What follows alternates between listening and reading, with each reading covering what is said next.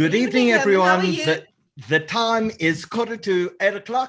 A huge welcome to everyone in South Africa and around the world. And we're joined by an enormously illustrious panel of people this evening. First of all, Dina Diamond, welcome. Great to be co-hosting with you again this evening. Thank you, and you as always. And Herman Mashaba, former... Sorry. Good evening, Howard. Good evening, Dina. Good evening to beautiful South Africans. I think you're talking to traumatized South Africans tonight. Beautiful, but a very traumatized nation. Let's give them some hope. I think it's really quite sad, but I think we've got to find something that can give us hope, because it's only through hope that we can actually navigate this current challenge. So I can't help thinking the poster behind you, ActionSA, that's your new political party. You contesting local government elections. Are we going to have local government elections this year? Well, Howard, it's unfortunate that there are people out there, there are forces out there that are doing everything possible not to go ahead with elections so that they can continue governing without the mandate of South Africans, without following our constitutional framework, because our constitution is very clear in this country, signed in 1996, that when you run a municipality, after 5 years, you're out and someone else has to really be voted in. You cannot govern South Africa without having the mandate of South Africans, particularly the voters. But there are people out there, there are forces out there that are doing everything possible to ensure that we don't have these elections. They started this long before COVID. In fact, we must not really be fooled that this whole debate and rhetoric about the postponement of elections started only with COVID. Long before COVID, they started talking about combining the local and national government, making it one, coming with excuses that we don't have money, while at the same time they were busy looting it blatantly. And obviously then we were hit by COVID, and now they started using COVID as an excuse. Now, what has happened the last week or so, now it's another plan to derail our country so that we can really be in a state of chaos. And I think people are doing this at the moment because obviously they can see the doors of prison just about to open for them. So they're too scared to go to prison. They want to do everything possible that as they collapse, that the country collapses with them. But I'm still hopeful that South Africa is still savable.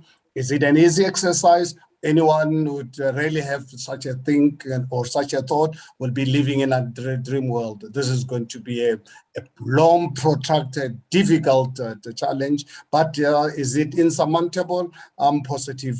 We faced bigger challenges, not only South Africa. Mankind over the last 2,000 years has faced challenges. I mean, just to really look at the two world wars we've had. The First World War, Second World War. I mean, if you look at the Second World War, how Europe was almost destroyed. But look at what happened 70, 80 years later. People have managed to really bounce back.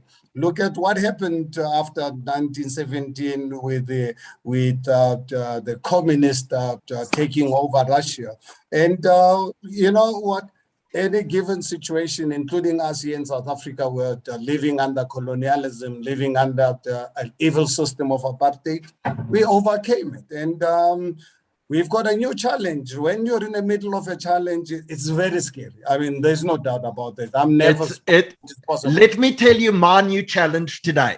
My new challenge is to keep all of your answers short, because and that applies to our entire panel as well. So I apologize now if I'm rude to any of you during tonight, but we've got so many panelists and there's so many people. I mean, we will be watched tonight by probably at least 10,000 people. We will be full on Zoom this evening. People will overflow onto YouTube and onto 2 different Facebook channels.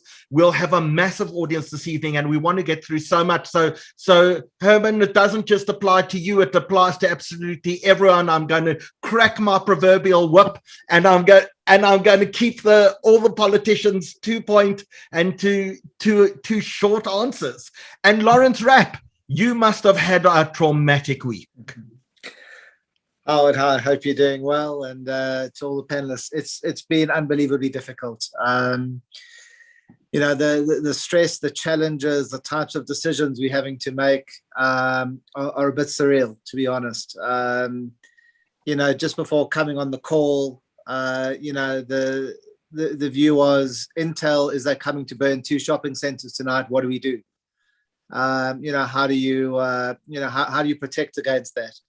So it is very challenging. I'm exceptionally proud of my team. They're doing well. You know, there are some bright spots that are out there. You know, when you see communities coming together to protect the centers, to understand the magnitude of the challenge that's there, it's not all doom and gloom. You've got to look hard to find the bright spots, but it's been a very challenging period for us. Within Vukile, how many shopping centers do you have around the country? So Howard, our business is really split 50-50. Half of our business is in Spain, half of it is here. We've got just under 40 shopping centers in South Africa. 6 of them have been affected, 2 in Gauteng and 4 in KZN. We have a number of other centers in KZN that you know, thank God, are fine at the moment. Around the rest of the country, the centers are trading and are doing fine. So it's really just Gauteng and KZN that have been affected. Well, we're going to hear a lot more from you, and you're going to tell us your story and the trauma of the week a little later in. Daniel Silke, you've spent much of the week on television. Howard, you know, yes, I have for my sins. I should get paid for every word that I utter. But it's been an interesting time dealing with the media as well. The media have been absolutely fantastic, I must say. Kudos to ENCA and Newsroom Africa, SABC. I mean, they've all provided really outstanding coverage. And I sometimes get critical of our media in this country for not really understanding how to cover breaking news. But for goodness sake, I mean, we really had breaking news. They were on the ground. The coverage was technically good. The commentators were coherent and analytical. So I was very happy to contribute the little bit that I did, but I just, you know, not that I enjoyed it, but I really marveled at the way they were able to convey the message to South Africans. So, Dan, one of the things that they used to say is, you know, weekly newspapers are pondered, considered thoughts, and daily newspapers are the news, but real-time live television is not news at all. But I think we've changed that paradigm, because we're seeing things with our own eyes. We're seeing things from helicopters happening live. It doesn't give us a chance to kind of sit back and ponder and actually understand what's happening. And maybe we don't have to anymore. Yeah, look, the visuals are there. The visuals are for all of us to see. I mean, I think this week in particular, you know, we were all absolutely stunned by the live, real-time looting. And the visuals simply told the story that there was absolutely no law enforcement at all as the looters were busy looting. Now, you know, you can analyze the position, and you can have academics, and you can, you know, you can get into any discussion about this, but those visuals didn't lie. Those reporters didn't lie. And I think that really says, unfortunately, it says a lot about where we are as a state in terms of state capacity. And we'll discuss that no doubt later on. But it really does inform the public directly. And I really hope that the public are sitting up and they're analyzing more deeply, other than the sheer shock and awe or shock and horror of it, as to the implications of what's gone on this week. So for those people who've joined us, the time is about 5 to 8 o'clock. We're going live at 8 o'clock. We just do a pre-show banter where we chat to everyone, get everyone comfortable, and talk about what's happening in their lives. So we're going to be going live in approximately 5 minutes time. We'd love to know where in the world you're watching us from, because I've seen that we've got people who are watching us from Toronto, from Waverley in Johannesburg, lots of people in Cape Town, people in Israel watching us. I think this is a topic that expat, even South Africans around the world, are just so worried and so concerned about what's happening. Jeremy Gordin, are all your friends who left the country busy calling you to gloat a little about the fact they're not here, or is it genuine concern? None of my friends who've left the country are calling, but I do hear that, according to my brother in Israel, expats are from all over the world are saying, "We told you so." I mean, isn't that actually one of the saddest reflections ever when people overseas, Peter, call and there's a smugness about them, and they say, well, maybe Donald Trump was right, and what do you respond? Are you asking me what I would respond to that? Yeah. Well, my response is if they wanted to leave this country, that's okay. That's where they should be. We will survive, and we will get through this, and this country will still be a fabulous place to live. That's my response. So, Dina, have you spent the last few days in front of your television just staring at what has become looting porn? So yes, if there was actual television anymore that people were watching, but I have been indeed glued to the internet, glued to TikTok. TikTok actually has had the most, I would say, looting porn that I have actually seen. It has got, I mean, reels and reels and reels of endless decimation, of looting, of fires, of chaos. But I mean, I like something, I don't think anything has been covered like this before. And again, we've got to a point where we have got, as we say, all this live reporting, and that is what we are seeing from every single aspect, every single angle. People who are looting are taking videos. I mean, that alone is giving us sort of, I think, a bigger perspective of it. The big problem with that, though, is that how much is real and how much isn't. I mean, I believe that if you're watching the media, at least you're getting what I would like to believe is facts or reality. But there's so much misinformation going on social media. It's very difficult sometimes to tell the truth from fiction. Well, you know, you guys have been watching. Guys have been watching on TikTok and the media, but Jason, you've actually been getting your hands dirty. You've been manning the barricades.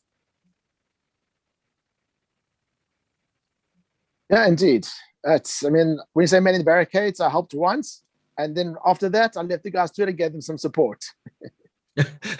Okay, but you're joining us from Durban this evening, and it's been a very traumatic week in Durban. Indeed.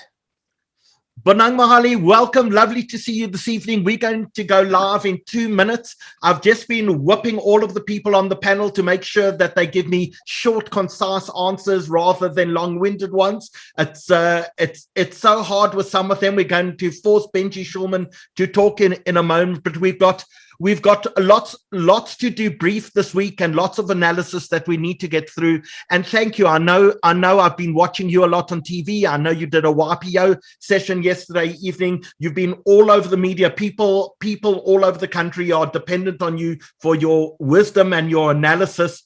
And so thank you for joining us this evening. Howard, thank you very much for having me. I listened to all of them.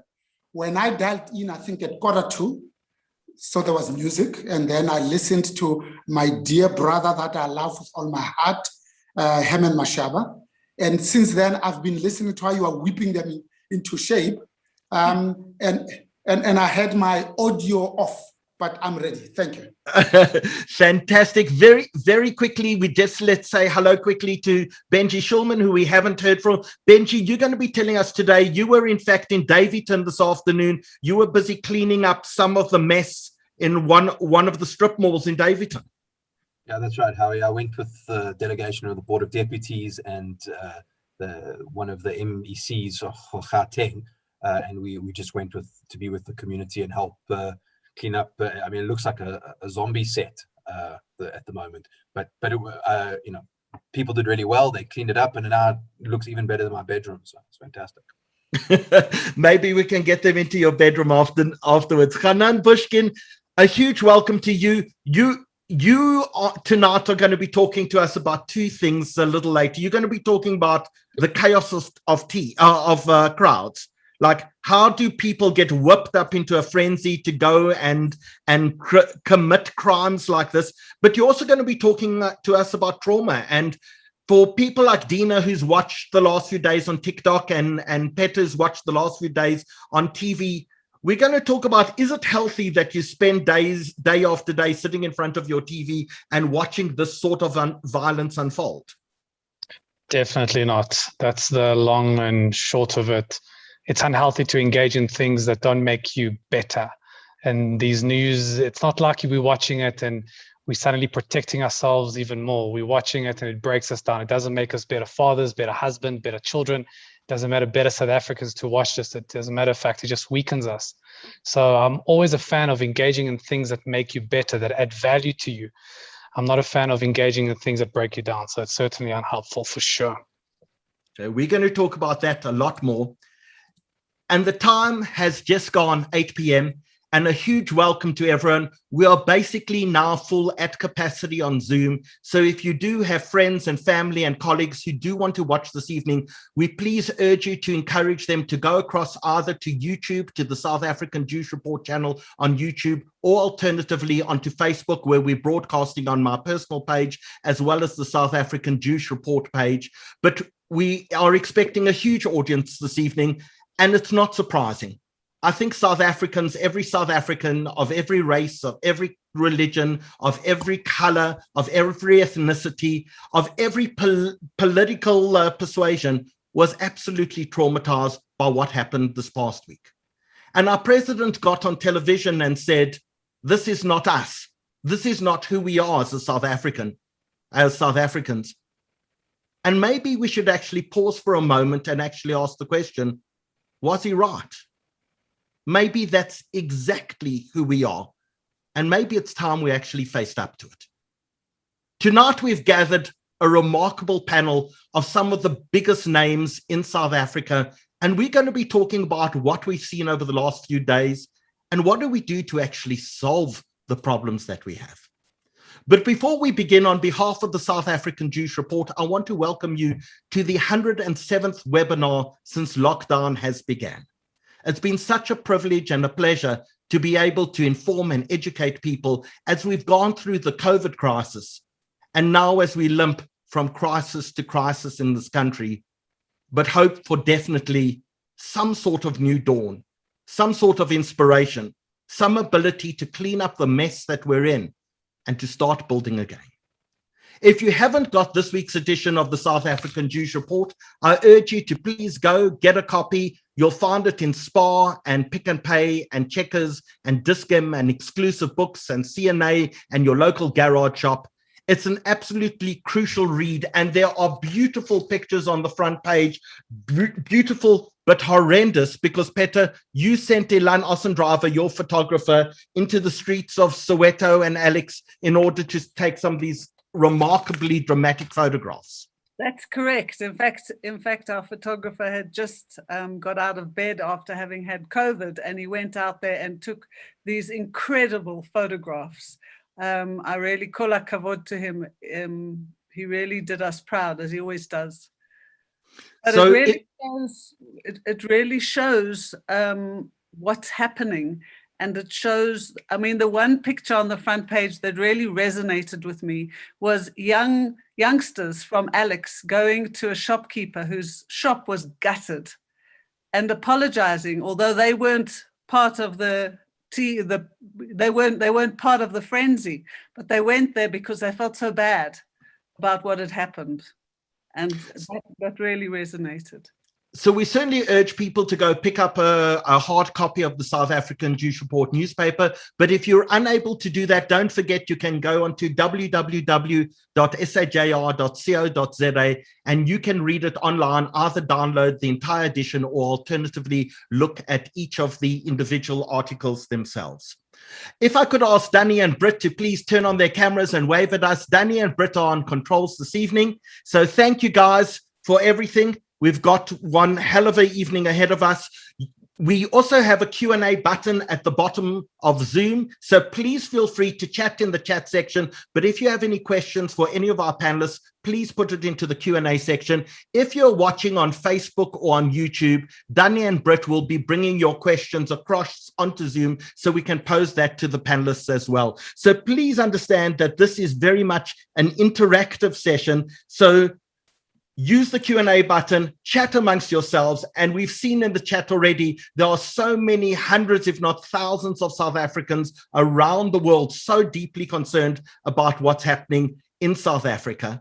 So in order to begin, I'm going to ask everyone except Daniel Silke, Herman Mashaba, and Bonang Mohale to turn off their cameras. We're going to come back to you in a few moments' time. But a big welcome to everyone. And Danny, just for some light relief, before we begin, I saw a beautiful video of some looting gone wrong, and it takes about 20 seconds, but I think it's worthwhile actually looking at, and then we're actually going to get into the serious hard stuff. Danny, play us that video, please.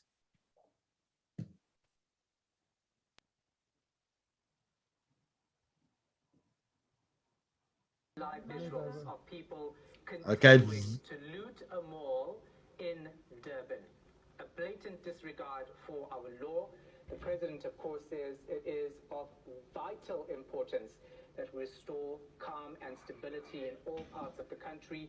He says this is not us as... So when the looters loot amongst themselves, Danny, do you have the video clip of the man throwing a brick? The violence and anarchy.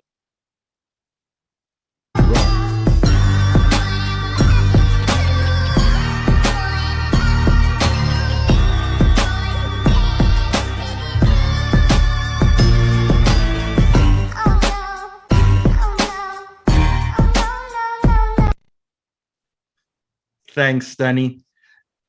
So Daniel Silke, let's start with you. And Jeremy Gordin, let's get you to turn off your camera. We're going to come back to you. But Daniel Silke, what on earth happened over the last 3 or 4 days? Well, hi, Howard, and hello to everybody watching all over the world and in this country. Look, I'm not going to beat around the bush here with any of you. I think this is a crisis for South Africa, and I don't believe anybody should tell you that it isn't, or alles sal regkom, as South Africans have always believed. It's not going to come right unless there are fundamental changes. And those fundamental changes are really the issues that have plagued this country for a number of years, in fact, probably for a decade or more. And there are 2 strands, certainly in my mind. There are many other strands, but I'm going to be short. There are 2 strands here, and both strands come together simultaneously. And I have to say, and I'm not trying to be smart, but I think they were predictable to a large degree. The 2 strands are the failure of economic policy in South Africa over the last decade, at least, if not longer, to address the real needs of South Africans. The increase in unemployment, poverty, hopelessness, lack of opportunity, all is a function. Yes, it's a function of our past. But when we've had 2.5 decades since democracy, there really has been a failure of more recent policy to address these issues, and they've contributed to the economic malaise in which we are in. COVID is a peripheral to that, but it certainly hasn't helped the matter for obvious reasons. And the second issue that really, I don't mind saying it, and I'm going to say it, is that we have now suffered at the hands of poor governance from both a leadership and operational and moral and ethical level for the last decade or more in South Africa. When you have a governing political party that has limited opposition to threaten it at election time, and that's why I'm pleased Mr. Mashaba's on this panel, by the way, but when we have a non-competitive democracy, which ultimately rewards or appeases mediocrity and decline, well, this is what you get. You reap what you sow, as the saying goes. And I think those 2 issues of economic hardship and political decay, those are at the heart of the issues, and they've all come together more or less at once. The political decay certainly, I think, is exacerbated by the Jacob Zuma issue, by the radical economic transformation issue, by the upsetting of patronage networks following Cyril Ramaphosa's ascent to power, and they play into the political dynamic. So, Bonang Mohale, let's actually challenge some of those.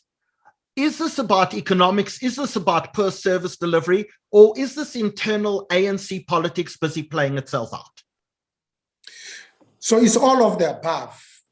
My grandmother used to say, a rock is broken by the last blow of the hammer. It doesn't mean the first blow was useless. But I think this is the proverbial straw that broke the camel's back.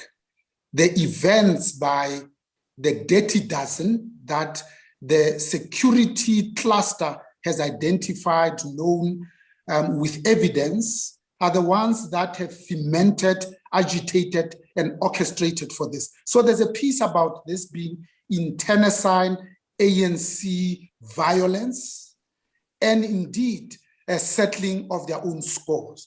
But if you come up for air, for me, it is a intersectionality amongst ethno-tribalism, rampant criminality, and genuine desperation.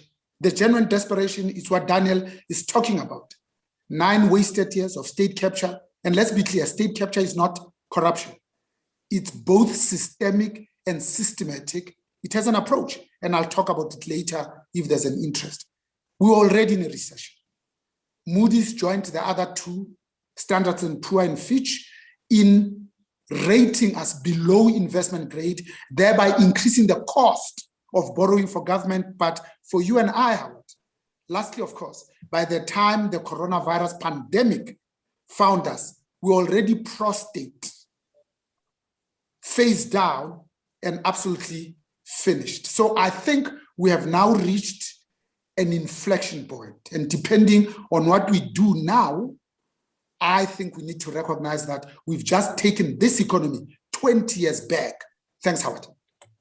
So do you think when the Zuma supporters set off, and this seemed to have been inflamed by the Dirty Dozen, as you refer to them, the 12 people identified by the presidency and the security cluster, when they set this off, did they imagine that in fact there would be tens of thousands or hundreds of thousands of people who would not go out with free Jacob Zuma signs? They went out with free fridges and free ovens and free television sets. It didn't seem to, while it seemed to have been triggered by a political event, it didn't seem to be about the politics at all. It seemed to be about the opportunity. Do you think they imagined that this would be happening when they kind of lit that flame? They knew that the ground is already fertile. All it needed was a trigger event. They hoped for far worse. They wanted to blow pipelines. They wanted to burn up refineries. They wanted to burn ANC offices in KwaZulu-Natal. They were hoping that all the 9 provinces will go up in flames. We're lucky that only 2 provinces, but the economic effect is affecting all of us. I woke up on Wednesday morning and went to Bryant Park here in Bryanston, and the shelves in Woolworths were empty. No bread, no milk, and indeed no meat. The people of KwaZulu-Natal today woke up to long queues of looking exactly at the same essentials. But filling stations now have 2 lots of people, a long queue of cars, but also a long queue of pedestrians who just want bread in the convenience shops. These are the scenes that we used to look across the Limpopo, and other African countries were doing this, not us. I think let's also be clear that what this has done has demonstrated that, you see, when you see wrongdoing being done and you don't act, you send a strategic conversation that says it's okay. We had 3 months to prepare for the incarceration of the former president. We knew we should have been ready. Then we had lots of time when we saw people actually blocking the N3 and the N2 national arteries, and we did nothing.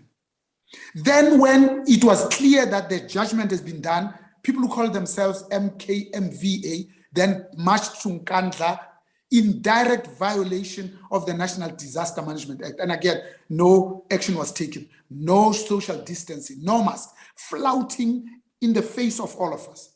And then when the judgment was actually read out and he was taken in the middle of the night for incarceration, we saw Amabutu, and the president in the interim had walked with them singing and dancing and no mask.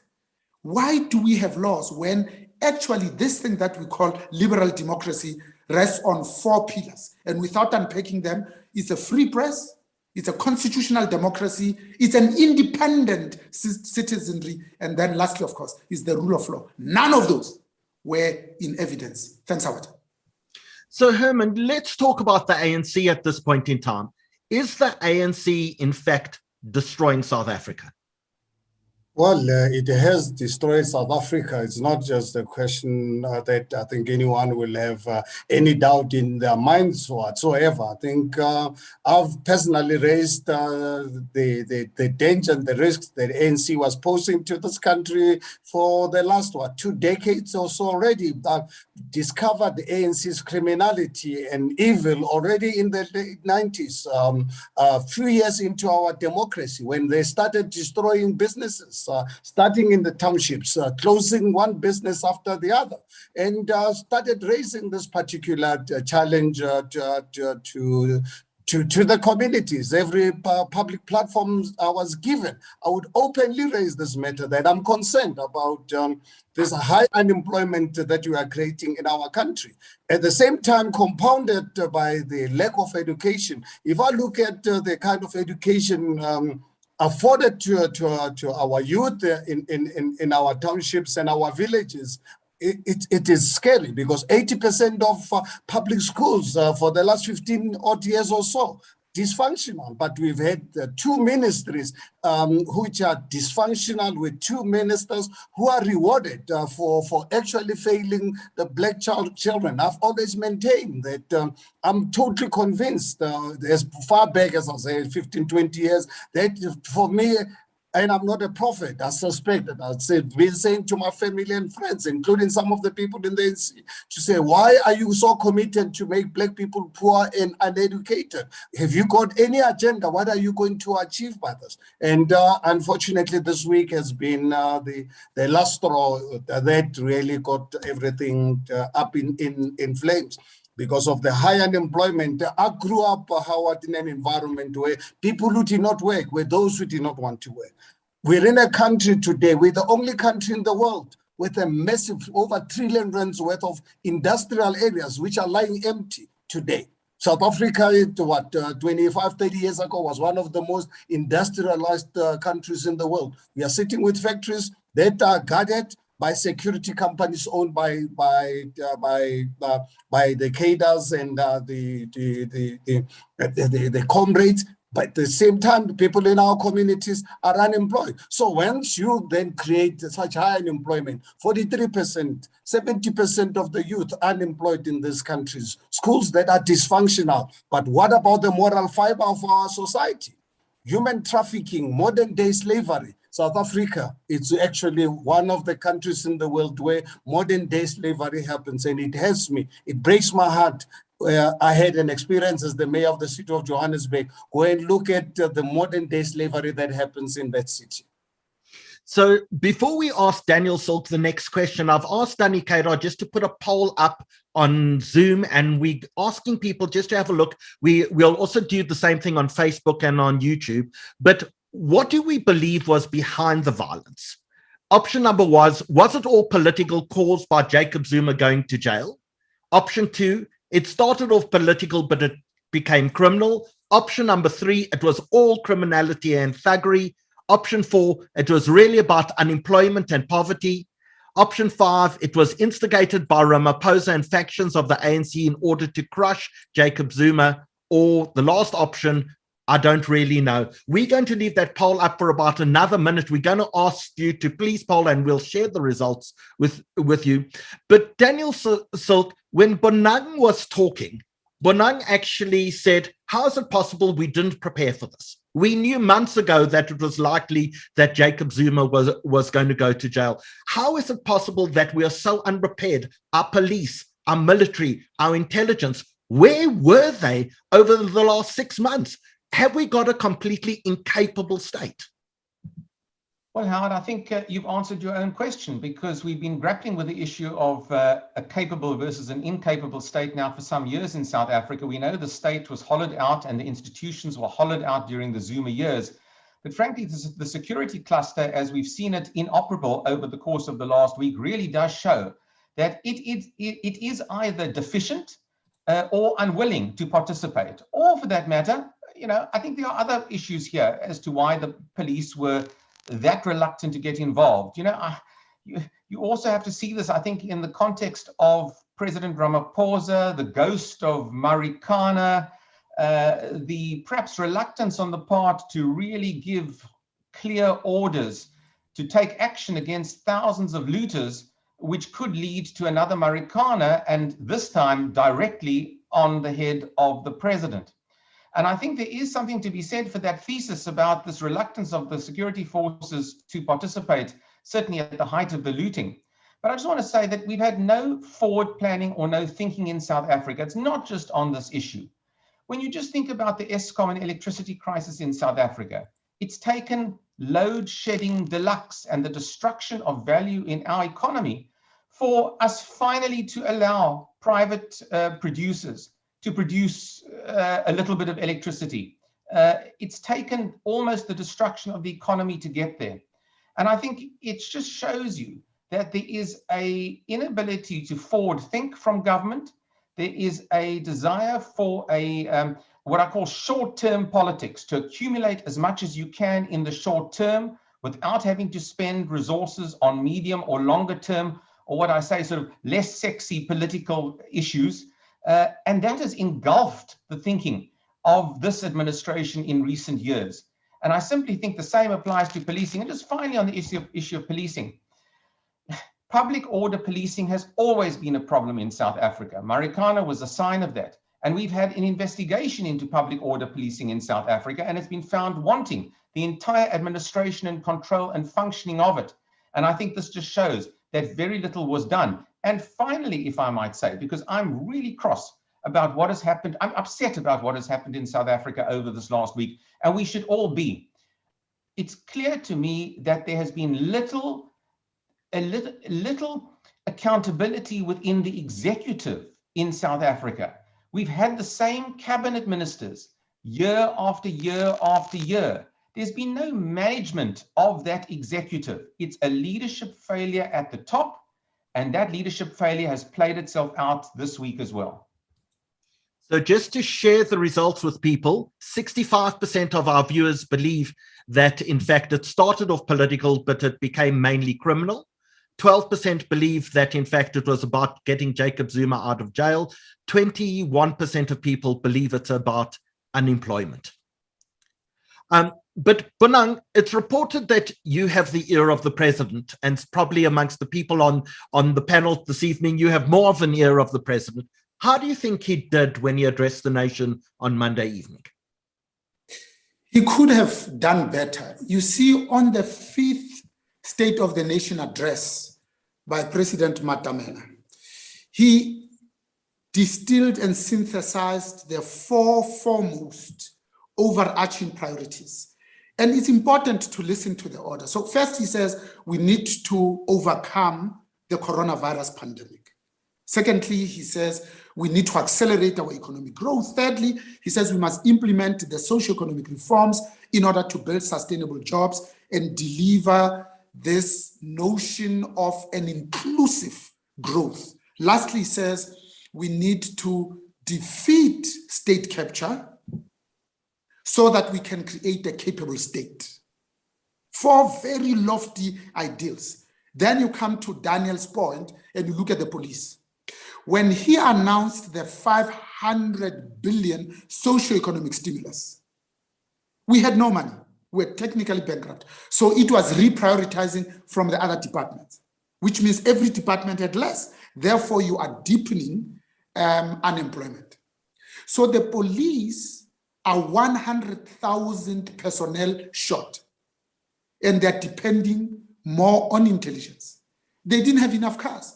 They didn't have enough uniforms. They didn't have enough bulletproof vests. They didn't have enough tear gas. They didn't have enough rubber bullets. They didn't have enough ammo. So when you go to war with that in the back of your mind, you are likely to hold off rather than stick your neck out because you know you are ill-prepared, ill-equipped, and ill-trained. Lastly, I think we also need to understand the depth of when we talk about this 9 wasted years. That state capture, again, 4 pillars. First, it's about creating a shadow state. The State Security Agency was paying for a private army at Nkandla when it should have been demobilized when he came out of the presidency, and only now the chickens are coming home to roost. Secondly, it's about ensuring that we repurpose the more than 740 state-owned enterprises and state-owned companies.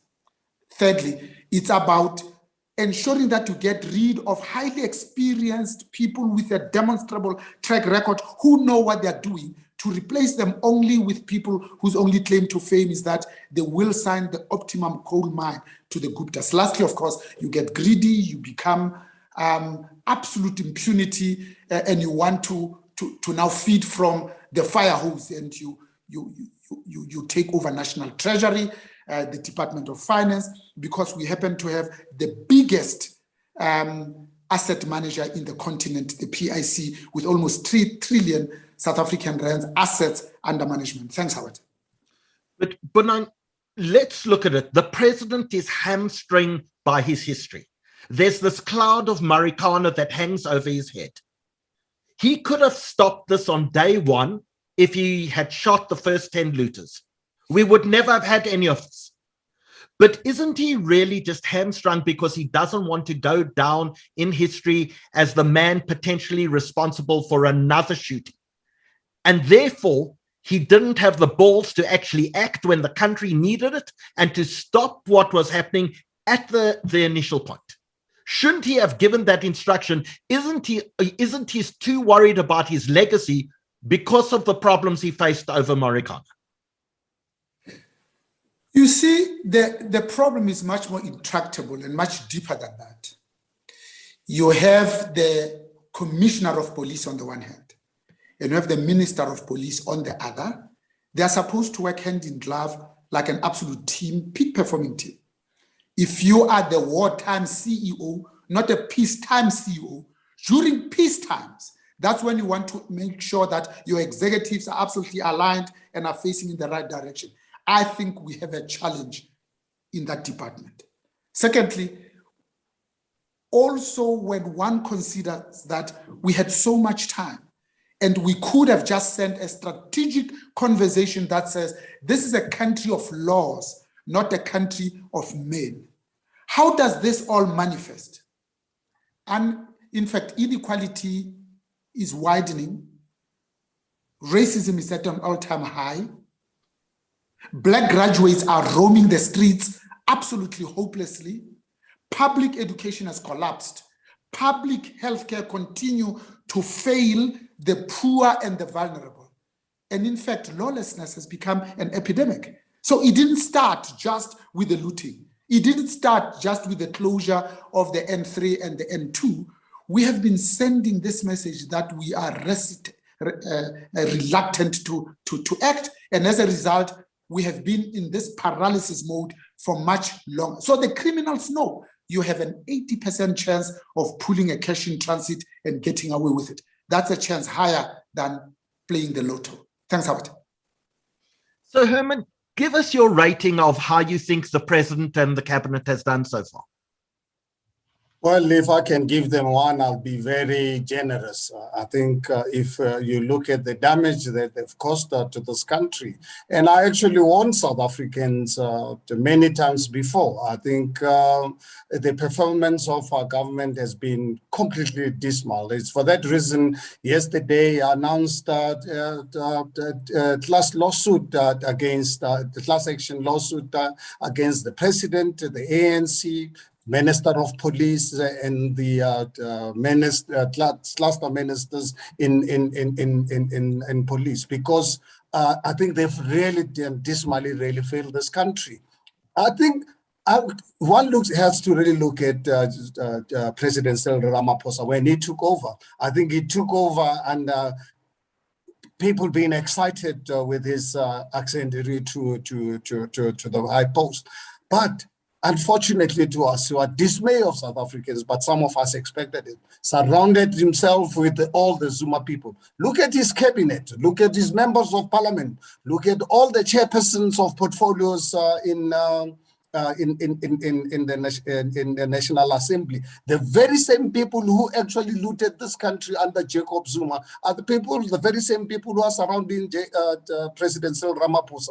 How he allowed this to really happen in the first place, it's beyond imagination. And for me, my concern has been the president is not someone who's decisive enough to really take tough decisions. You cannot accept the responsibility to be a president of a country or a CEO of an organization, but you cannot really take tough decisions.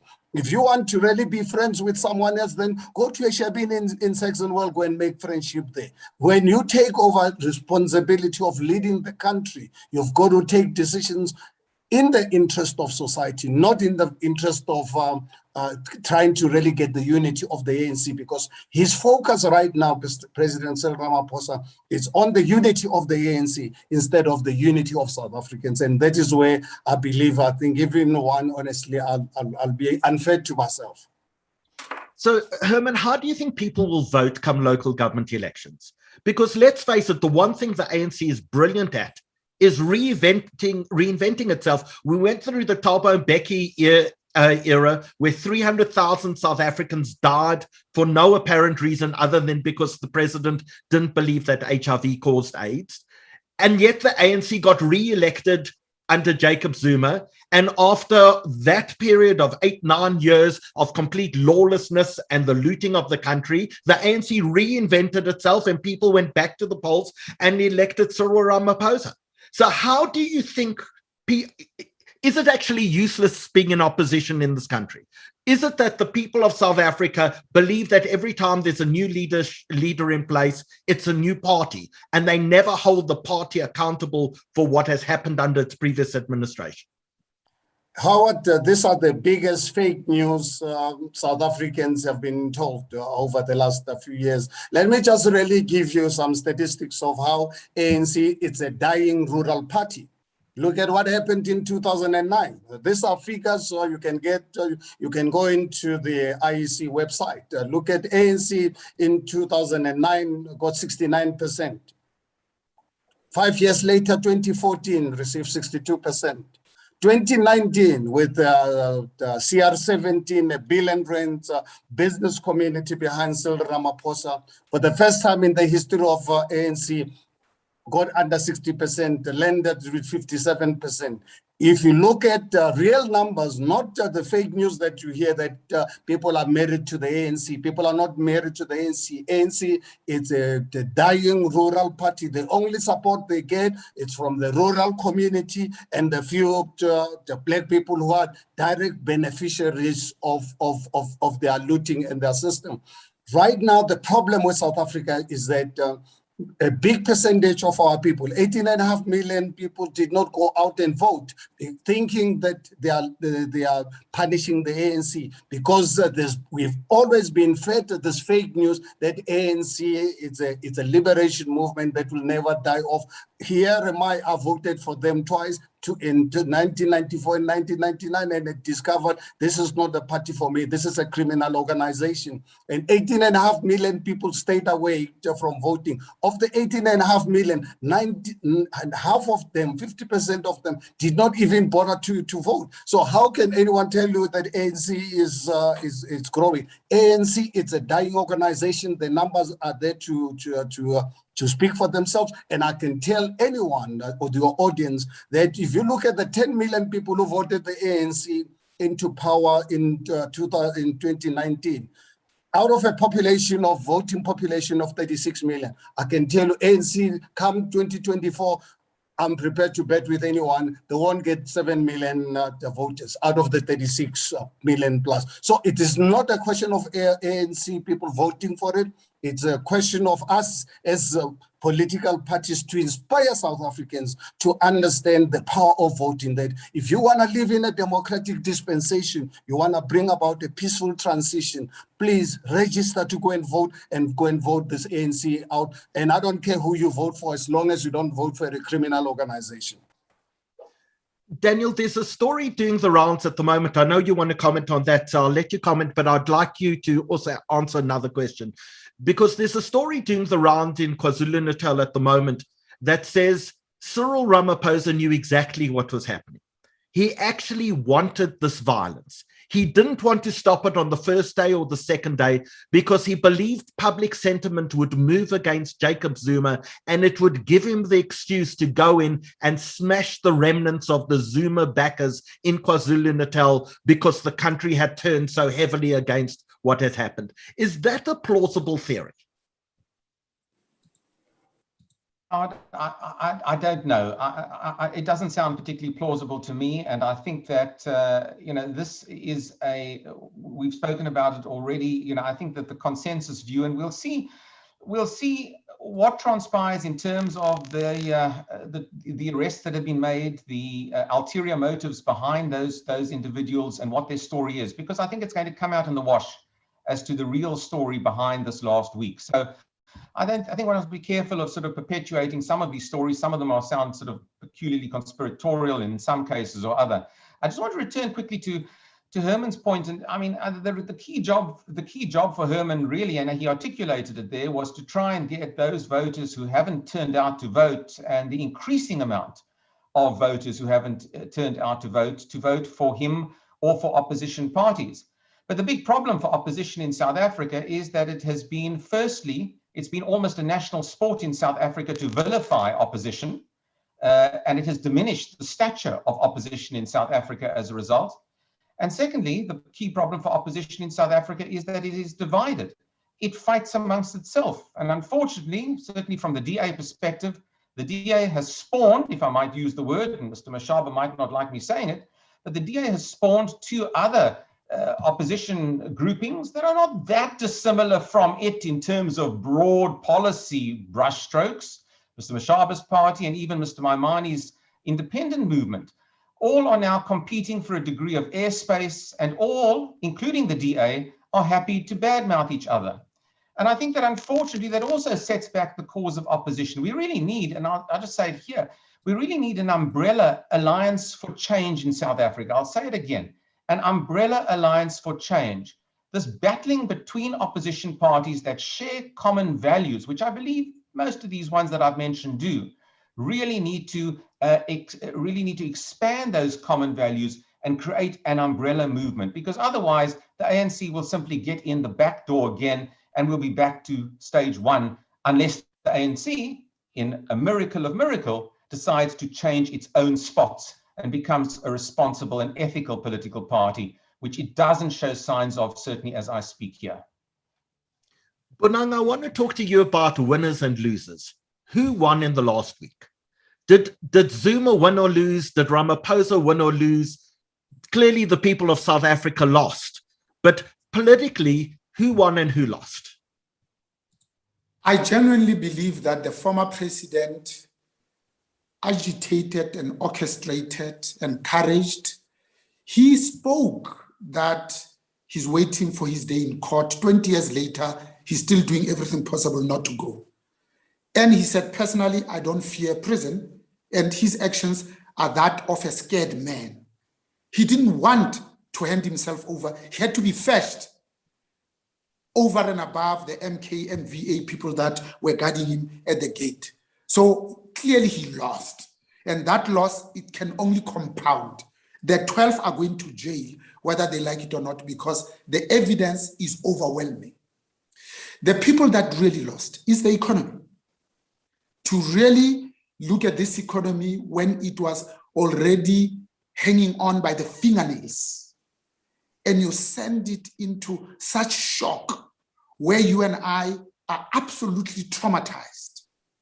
It's increasing the numbers of people, not who are considering immigration, but who are actually living. The biggest losers of the 800 retail shops that banned are small and medium enterprises that are black. The 200 malls that banned, a number of them actually were owned by black people. Most of them, even the majority, they were located actually in the townships. I exclude the big investment funds.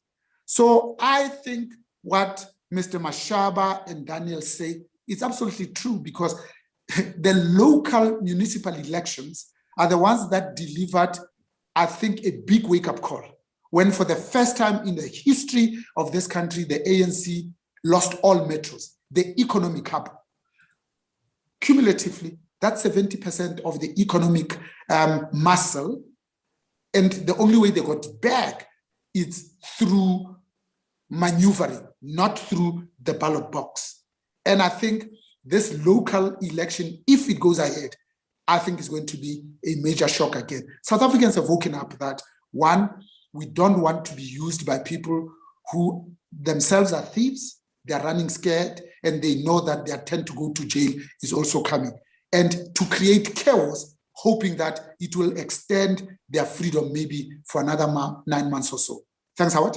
So, Bonang, you avoided one of my questions, and I'm going to make sure that you answer it, because you avoided my question on whether Cyril Ramaphosa won or lost this week. But while you answer that question, I'm going to put up another poll number 2, Danny, if we can, because we want to know how people feel. You mentioned that many people want to immigrate.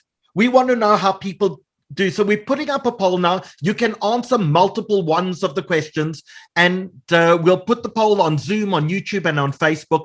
But option 1, and you can vote for many of them. In the end, we will rebuild and get on with our lives. Number 2, I give up on South Africa. I plan on leaving. Number 3, we need to make some dramatic changes in poverty and job creation to make sure this never happens again. 4, the ANC will split over this. Ramaphosa will be stronger after this. Zuma will get out of jail over this. South Africa will come right. It will take decades to repair the damage done, or I don't know. Please vote while we press Bonang to ask on whether Cyril Ramaphosa won or lost this past week. So I think the president has lost, because you can't be a president of a country and oversee chaos. And it was always going to be a losing battle to stand on the ticket of unity, of the new dawn and growth. How do you reconcile the thieves with people who have chosen to be on the side of angels? Remember also that the PAC, UDM, and COPE were offshoots from the ANC. You cannot prevent that from indeed happening. Lastly, I think Africans in the continent, and in South Africa we know different, have learned 3 things. That the Uhuru presidents are not good for Africa. 40, 50 years of the same party ruling has not worked for Africans. Secondly, that even the good guys left on their own for far too long eventually become the bad guys. Lastly, that you need viable opposition to keep even the good guys in check. You see, because our leaders spent 27 years in Robben Island, we thought they are incorrigible, therefore uncorruptible. How wrong we were. Now we know that actually this is systemic. In fact, the original sin was not the arms deal, it was probably Sarafina. And since then, I think what Bathabile Dlamini said, that all of us here have little skeletonianas in the cupboards, now is proving to be absolutely true, because it's easier to count 1 or 2 ministers that are not rotten to the core than those that are rotten to the core. Thanks, Howard. So while we share the results, just to tell people that 56% of people say it will take decades to repair the damage done.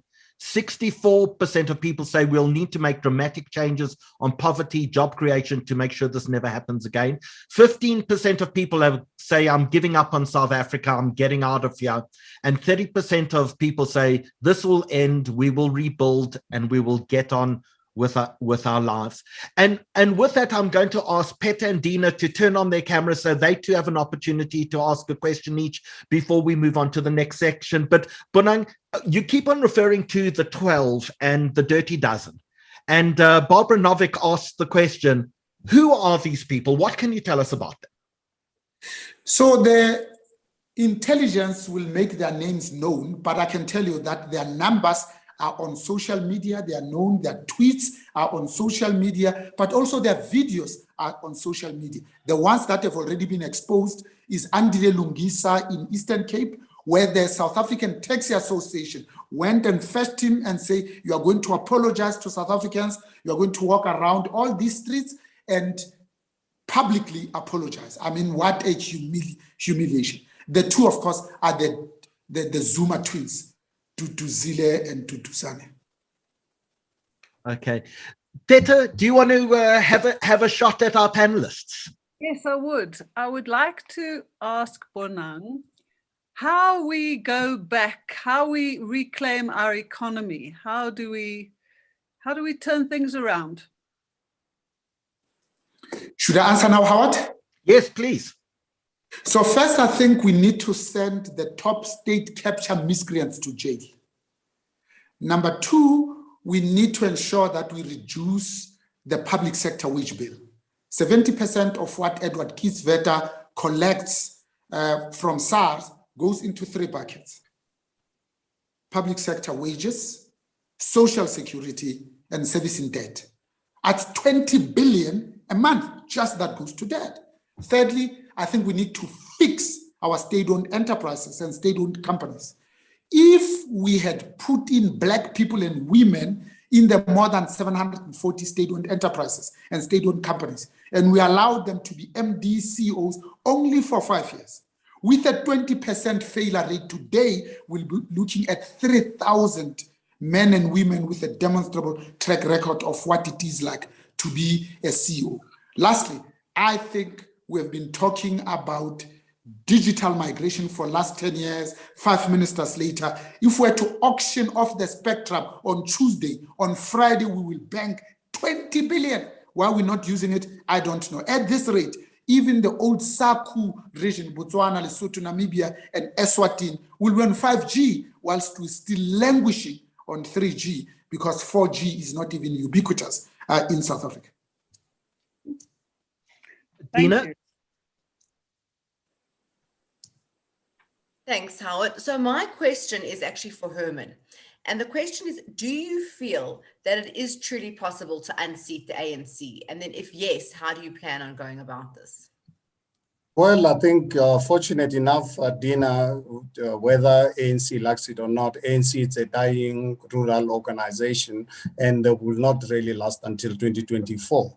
Obviously, the only way the ANC can remain in power, it's up to the 36 million voting South Africans to stay away from voting and abdicate their responsibility to exercise their democratic right to bring about a peaceful transition. These are the people. It's not about the ANC to make that decision.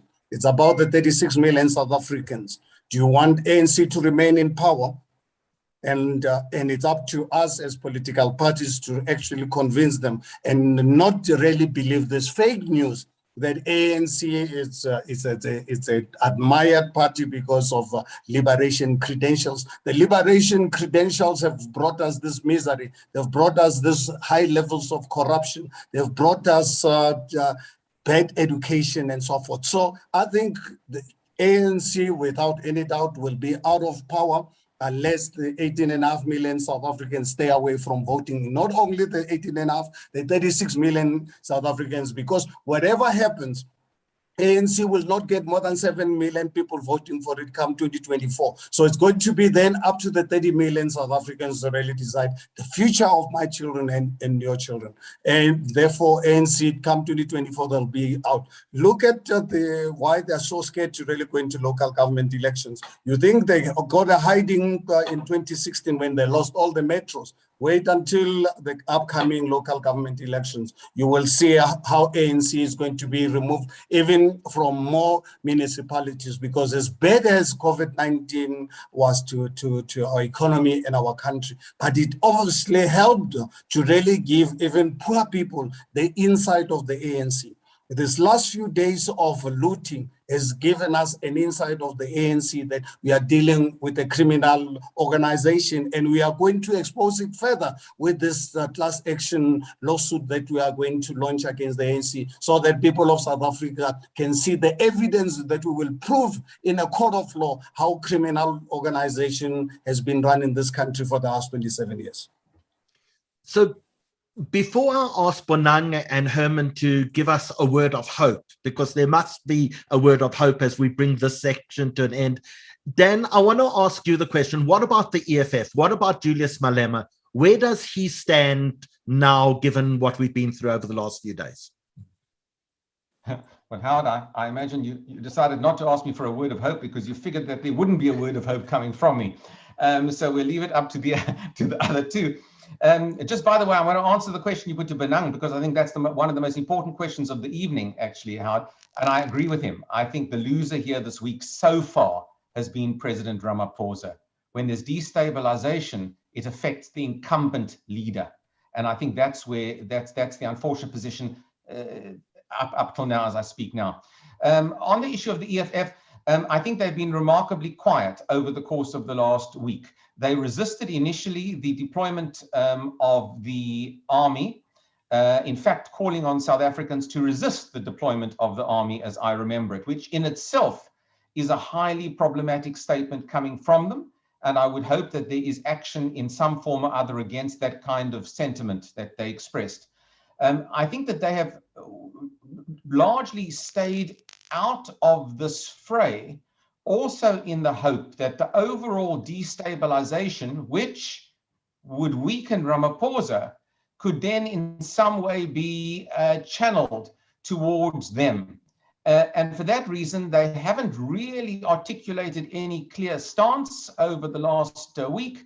They've been missing in action. This is the first week really where the sort of center and center-right opposition, even for Mr. Mashaba, for John Steenhuisen, they've been able really to act, I think, in an elevated position, leaving the EFF to struggle to find a particular position here. So this has not been a conducive period for them. They have not been directly involved in the protests themselves, as far as one knows, but let's see what comes out of the Dirty Dozen investigation further to see whether there's any collusion between them and the Zuma faction. We know that the EFF did visit Jacob Zuma some months ago, and there were all sorts of rumors after that there were big things to come. Is there a connection? I don't want to speculate that there is. I'm going to wait to see that. But I think they're hoping just to pick up the scraps from the destabilization that has occurred as a result of this last week. Herman Mashaba, leave us with a word of hope. Thank you. I think, Howard, we need to rebuild this economy. And I think Bonang handled it and I think eloquently conveyed. But I think he left out a very, very important element of what has created this mess for us.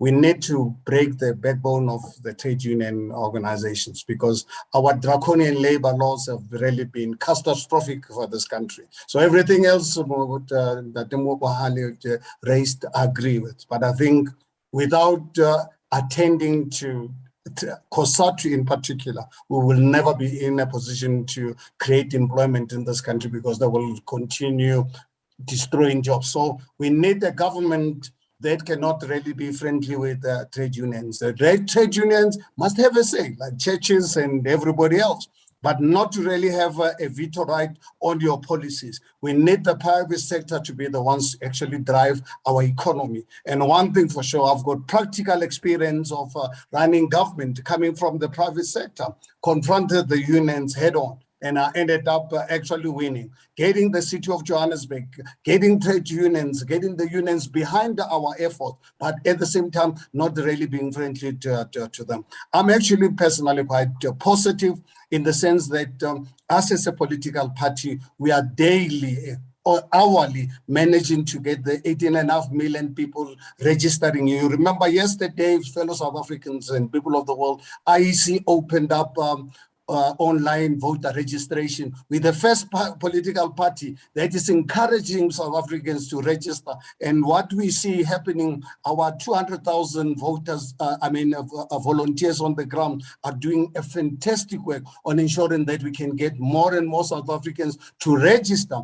Come the 27th of April, if they don't delay the voting, so that we go out and vote the ANC out. And we will finish them off with the second jab in 2024, because the ANC will require 2 jabs of vaccination. We must start them in 2021 with local government elections, with the first jab, conclude and destroy this virus in 2024 with the second jab. But that can only happen if we can convince the 30 million South Africans who are not going to vote for the ANC to go out and vote them out.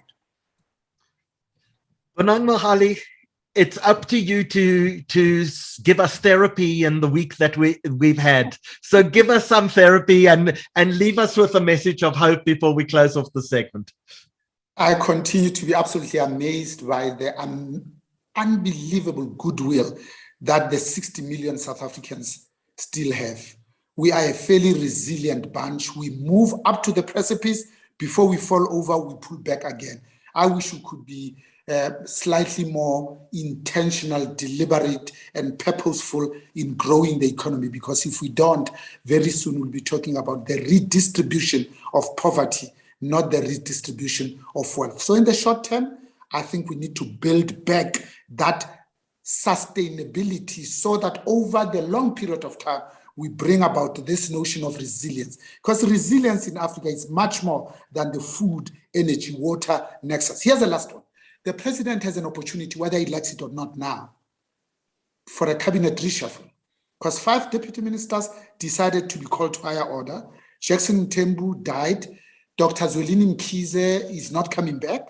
So there are lots of vacancies.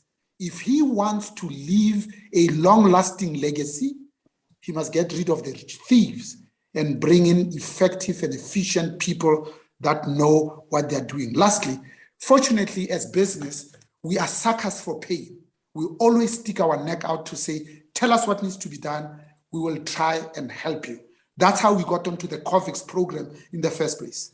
Because this government is technically bankrupt, we said, we will create the Solidarity Fund, we'll pay our half, you'll pay your half by the 18th of December.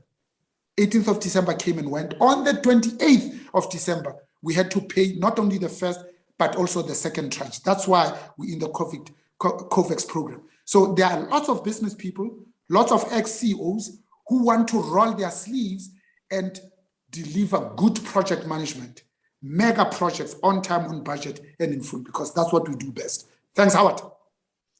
Bonang, thank you. Let me tell you about my ray of hope. When I saw ordinary South Africans coming out in their thousands to protect their own malls, when I saw taxi drivers and taxi associations going to pull people to justice and to say, we will do whatever it takes to protect the malls where we work from, when ordinary South Africans have come up to stand up for their rights and say, we will not tolerate this lawlessness, we will not tolerate the destruction of our own society, we will not tolerate politicians destroying what we have built, we will not tolerate the fact that 50,000 black traders have been thrown out of business because of what we've done. When people stood up for themselves, that's the one moment of hope that I think we have for all South Africans. So thank you to our remarkable panelists. We're going to move on to the next section now, which I'm going to hand over to Peter and Dina to do. You're more than welcome to stay with us. We're probably going to be on for about another hour or so. If you need to go, we certainly understand it. Herman, Daniel, Bonang, you can turn off your cameras, and thank you. We genuinely appreciate everything that you've done with us this evening. And security is top of mind, and Mantis Security have been sponsors of our webinars right since the beginning. And we'd like to hear a word from Mantis. And please understand, at these really difficult times, if you have security needs, Mantis is always available and willing to assist you. Danny, let's see their video, please.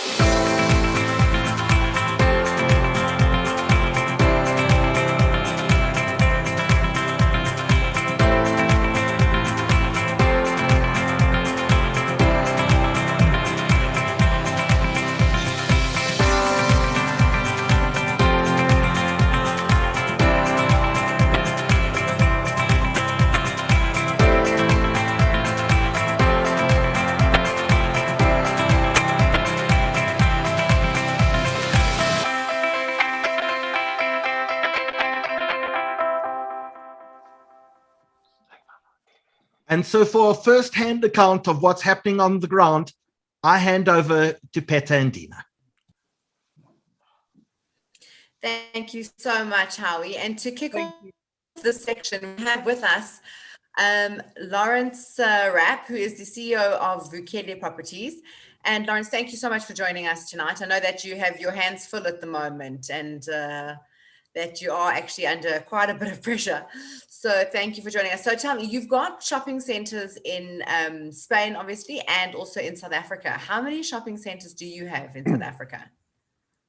Dina, thanks very much, and it's a pleasure to be with you. Dina, we've got 38 shopping centres in South Africa. We have 16 in Spain. And how many of those in South Africa have been affected by this? We've had six assets affected, 2 in Gauteng, our malls in Dobsonville and Daveyton, and 4 in KZN. That's Durban Workshop, Pinecrest, KwaMashu, and Hammersdale. Interestingly, it's been those 6 that have been affected from the very beginning. We're very fortunate not to have taken further pain. We have other centres in KZN that have been well protected. The communities have been out there, and those are okay at the moment, not yet trading, but certainly haven't been looted or attacked at this stage. All right. And had you anticipated any of what has happened, any of the looting, any of the damage, the arson? I mean, did you actually see any of it coming, or was it just all of a sudden? It's difficult to say this particular round, that one could have anticipated it, but certainly given the makeup of our portfolio, which is largely township and rural based, we've always seen social unrest as a potential risk in our business. And there's sort of really 2 things that we do to try and mitigate against that. One is to keep very close relationships with the communities that we operate in, which only takes you so far. The problem is once that mob mentality starts, it's very difficult for that loyalty to carry you through. And the second is simply insurance, is to make sure you're adequately insured. So for us, that's a cost of doing business. We are very committed to the strategy and the markets that we're in. We love our communities that we operate in. And we intend on staying there. It's where South Africa lives. There are vast numbers of people, and I think we have the opportunity to provide really great services for them. So, we've always felt that political risk is a part of our business risk in South Africa, and we've structured ourselves accordingly with the insurance policies. Most importantly, though, is about building the relationships of the communities, and that has been very special to see. To Howard's point that he made, that has really changed our perspective over the last couple of days. To see the goodwill coming from our communities has given us the hope that I think will carry us forward and through the crisis. And in terms of that, so you did mention insurance. So obviously you've insured all your malls. Is there an actual limit on the insurance? Like in terms of, is all the damage covered? Or? Yeah, it's what's called the SASRIA cover that kicks in. We've got 1.5 billion rands worth of cover. Based on what we've seen from the damage thus far, we haven't been able to accurately quantify yet. The malls are still not safe to go into, but we are pretty confident that all the damage and the lost rental will be more than covered by the insurance policy we have in place.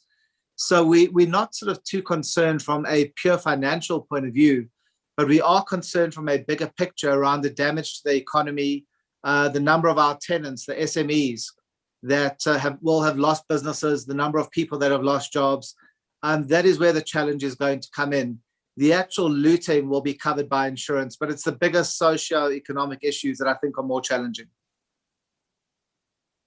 Right. So just on those lines, you obviously, so you would intend to rebuild and restart, etc. What do you have, what's been destroyed or what's been damaged in terms of your shopping centers? And then are you saying you're also going to look at reinvesting in the community?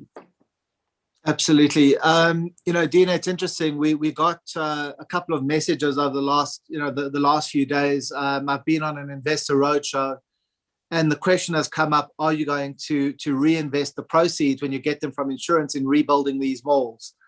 I had the most terrible question that I've had in my 10 years at Vukele, saying, well, why do you even bother to build these beautiful malls If this is what's going to happen, just give a strip mall and that's fine.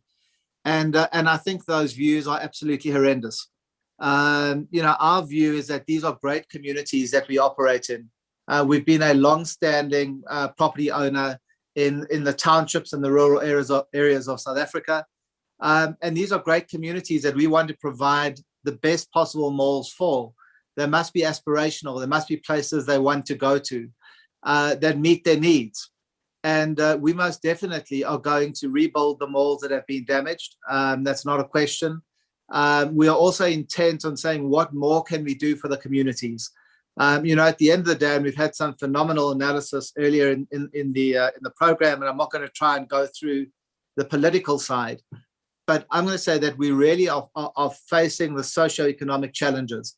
And what our role can be as a property owner is not to try and influence the macro environment. Clearly, we add our voice to industry bodies. We lead industry bodies from a Vukile point of view. But ours is about a micro involvement. What can we do in the communities that we operate in to uplift those communities?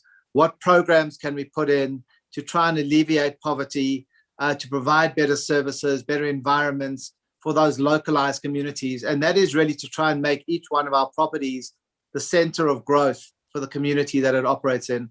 So we remain very committed, to our strategy, to our communities. We understand, that the communities are not at fault here. There is a bad element that has taken control. If I can maybe just share an anecdote which sort of really changed our perspective. On Tuesday night, I got a message from my team that the intelligence was our mall in Davyton was going to be burnt down that night. We contacted the police, we contacted the SANDF, we thanked them for their response. They came out, they were there. But I was fully expecting to wake up on Wednesday morning with our mall burnt down. I woke up to photographs of community members protecting the mall, of messages of support from community leaders saying, this is our mall, we've got to stop the thuggery. And I think that has changed our whole perspective. Because, I'm not going to be there to sort of, bash government, to bash the police. There are enough people that are doing that. There's smarter people that are providing the analysis. Our job is to look after our communities. And that is what we're doing. I've got a phenomenal team that is working around the clock to do that. We're engaging with our communities. We'll be engaging with all the SMEs, our smaller tenants over the next week to start trying to work with them as to how we help them get back on their feet. And I think that's the only thing we can do is be positive and try and look forward and say there are big macro challenges. We know and understand that. But what can we as business do to influence the more micro level of the communities that we operate in? Amazing. And have you got a view also from your bigger tenants in terms of sort of what their view is? Do they intend to stay and serve those communities? Obviously, for the smaller businesses, I'm assuming they're locally located and they would want to stay there and they'd want to rebuild and they would need assistance to do that. But are the bigger tenants indicating that they will stay and that they will assist? Dina, absolutely. Look, around 85% of our tenants are what we call national tenants, the brands, the names we all used to shopping in and frequenting. We've seen a tremendous amount of camaraderie and support between different elements of our value chain. I think lots of words of support from our big national tenants that understand what we're going through, and we're going to work through this together. I think the way in which the property industry dealt through the first phases of COVID was exceptional. We really worked as a value chain to support one another. And I think that goodwill is going to carry us through into how we deal with this next crisis. And in terms of timing, what do you expect the timing to be to get those malls up again and functioning, and from a security point of view, and maybe putting in greater security measures to make sure that it is safe again? Sure. It's difficult to answer that question. Each mall has been affected differently. We've had some malls that have only had, sort of more superficial damage of shop fronts, roller shutter doors being damaged. That will sort of be fixed, relatively quickly. We've had one mall, Kamashu, that has got quite a lot of fire damage. That could take 12 to 18 months to rebuild. but we need to let the situation settle down. It's still not safe to send our contractors onto site to do a full extent, to look at the full extent of the damage. Hopefully that will happen over the next week to 10 days. And then the process of rebuilding will begin. So it's very much dependent on what the level of damage has been. I can say that all 6 shopping centres have been completely looted. There is no stock in any of them at all. Can I ask a question? Crazy. And in terms of security, oh, so I just want to ask the last question. In terms of security, you have bumped up the security on the rest of the malls, and you mentioned this evening that you are potentially looking at 2 malls that have a warning of being looted. So what are you working with the police? Are you working with extra security companies? Now the army's been brought in. What measures are actually being taken at the moment? Dina, that's when it becomes surreal. The kind of decisions you get you get exposed and you have to make as a South African CEO are so different from what you're doing in other parts of the world. So yes, the call came in a little bit earlier, saying that there is a threat on Durban Workshop and on Pinecrest. We already have upped our own security on those sites. We've barricaded them with razor wire. We've called in the army, we've called in the police, and they are there. And in fact, as the show has been going on, I've been getting updates, and so far so good. The malls are still intact, and the people are not there to further loot or to further damage them. So please God, that continues. We are tremendously appreciative for the responses from the army and the police. They're there, and I believe a whole, I'm going to say, battalion is on its way down into KZN, as we speak, and that's going to be adding to, more people on the ground. So, so far we're okay, and we hope it continues that way overnight. Sure, amazing. But I think what you're doing for the community is really remarkable. Sorry, Petty. Thank you. Some questions. No, it's okay. I think we're running out of time, so I'll start asking Jason some questions if that's okay. Thank you. Jason, I mean, Dina's been talking to Lawrence both about Joburg and Cape Town, but Joburg and Durban. You're based in Durban and you work with CSO, is that correct? Correct.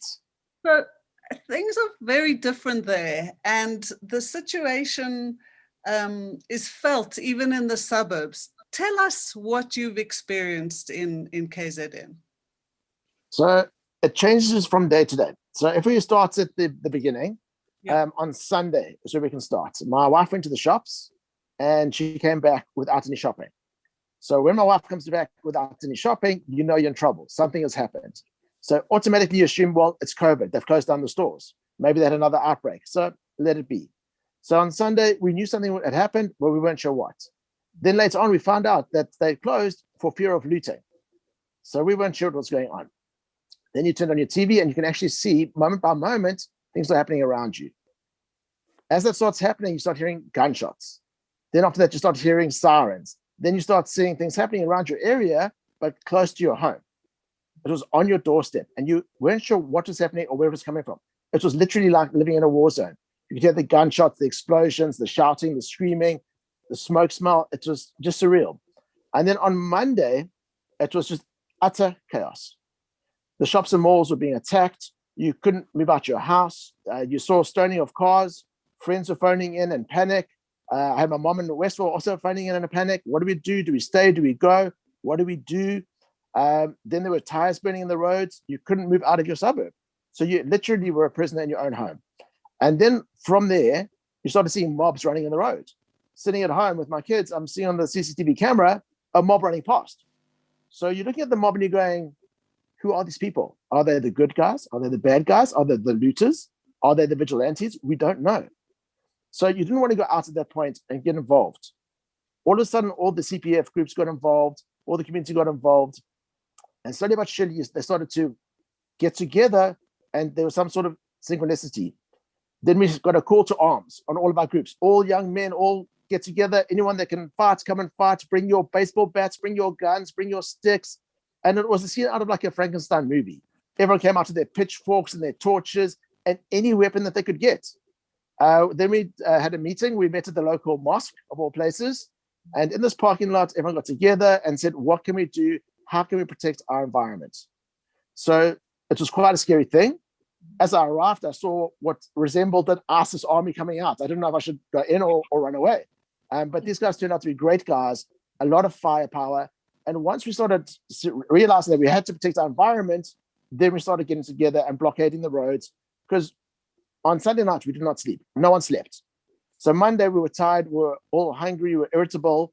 But when we got together as a team, we realized that if we didn't do something, we were in deep trouble. And we were thinking about a lot of different types of scenarios. And for me, I had fighting different wars at the same time.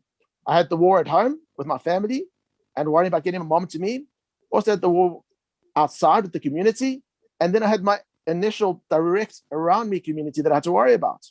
Because our fear going forward was, if our mall falls, we have no supply in the future. We have to protect our mall. It became our supply chain. It became the central focal point. So at night, the focus was on the booms.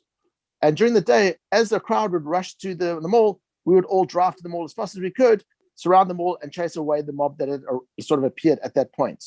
And that was the running every day. As soon as something happened, everyone ran. But that also became an issue because every old lady with a cell phone that has your number would tell you that there was a mob on her doorstep. So we'd all run to the mob, and there was one guy that was cutting the grass with the panga. And it just became, we were running. So Monday night, things were hectic, but by Tuesday, there was some sort of order. And being with these guys, it's the most amazing thing because the mob that you saw the day before now became your friends. You knew who they were. They had a face. They were your neighbors. And everyone had a common goal. So from there, we all got together, galvanized, and we had a strategy. And when you speak to your group, that became your initial group, but you also had your friends outside in the other province, other areas, other suburbs. And that was also a worry because you're worrying about them as well. And everyone has different experiences. Some groups are being shot at by live ammunition. Some guys were being sworn at or driven cars towards.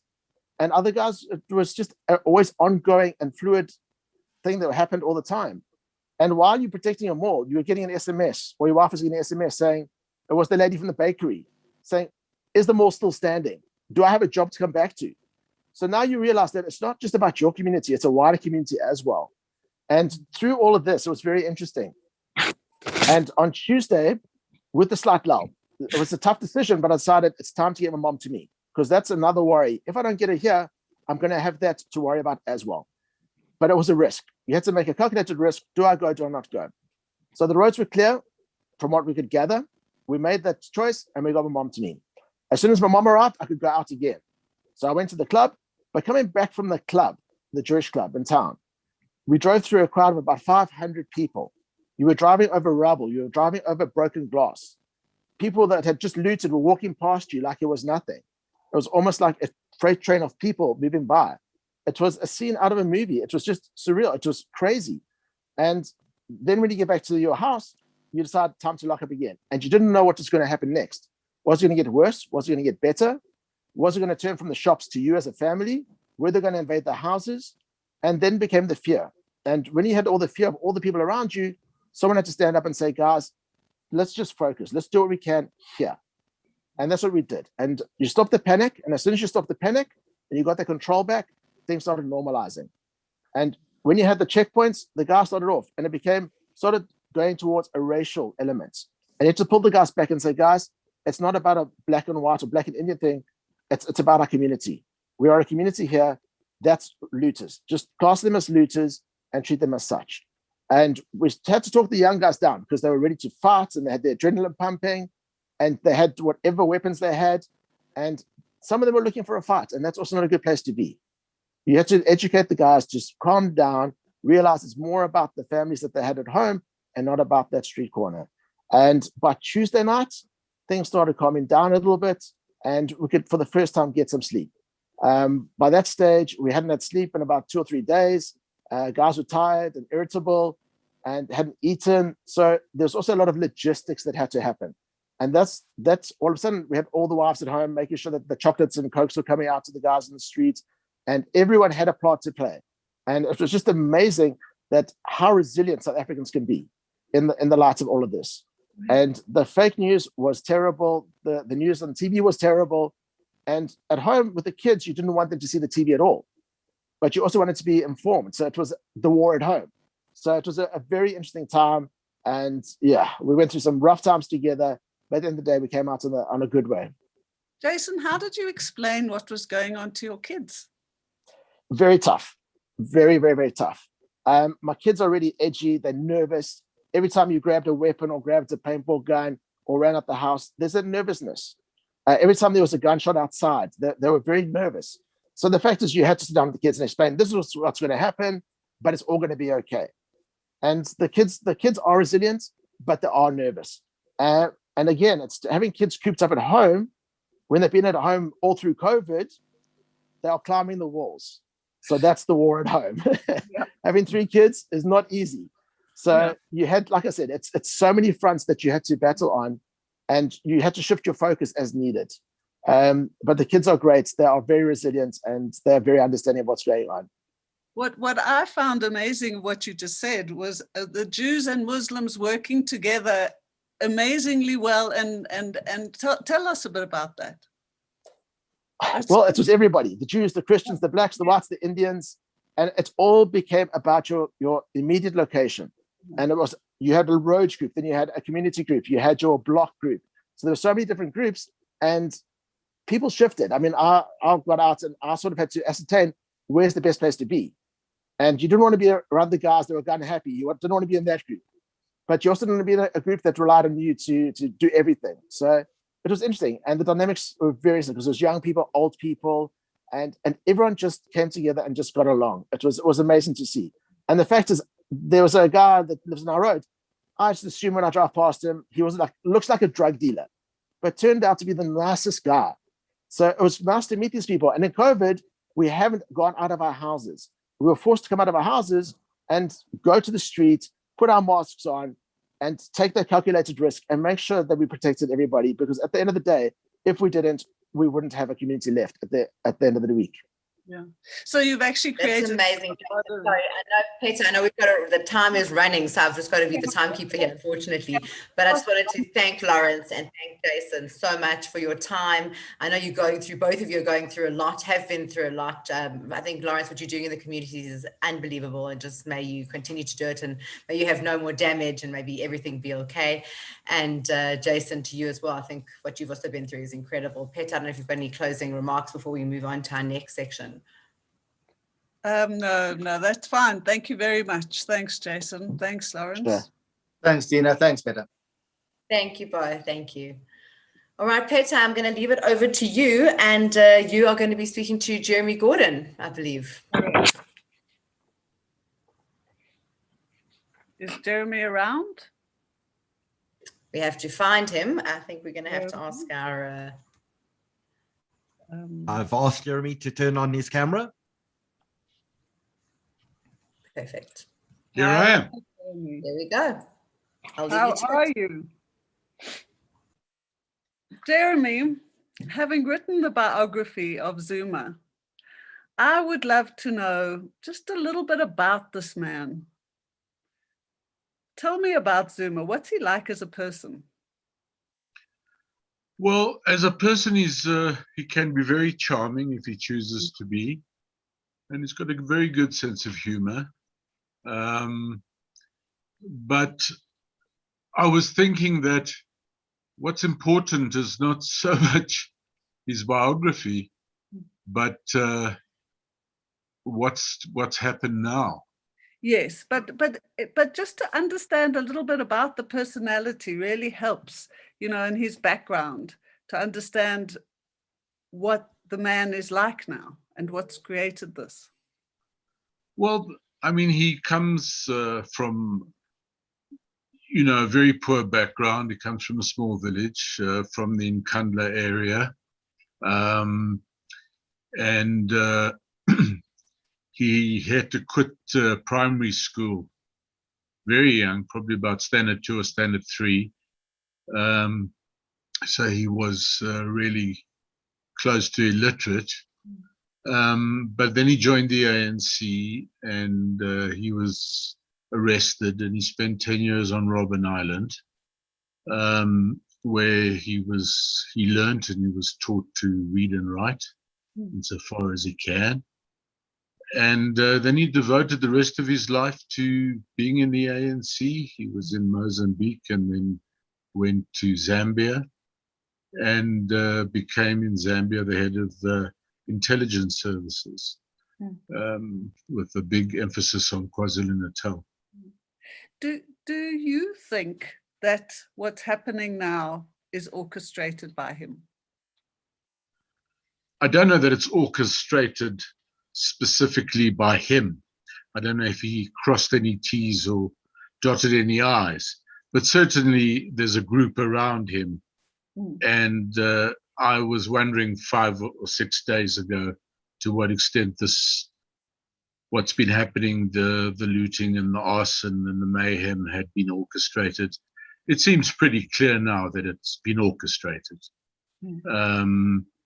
As a number of people mentioned earlier, there's little doubt about that. And he would know, yes, which I think is very evil. Yeah. Yeah.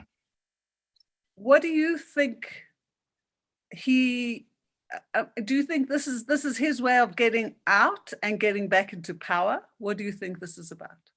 No, I think that some people would even say as far back as when Nkosazana Dlamini Zuma lost the presidential election, that people around Zuma started putting together plans to make the country ungovernable. And I think that what's happened now is that, albeit agonizingly, the feeding trough is getting emptier and emptier. And the law, people like to call it justice, but it's the law, it's getting closer and closer to many people. And one way for this group to deal with it, and that would include Ace Magashula and includes many other people, is to show how powerful they are, that they can disrupt the country. And they've done a pretty good job from their point of view in the last 6-7 days. So what would change the situation? What would stop them? Well, I don't know. I mean, the question is, now that the army and the police have started getting going properly, it would appear, whether it is going to stop. I mean, it doesn't just stop overnight, and things carry on. The question is, what is going to happen? One doesn't know.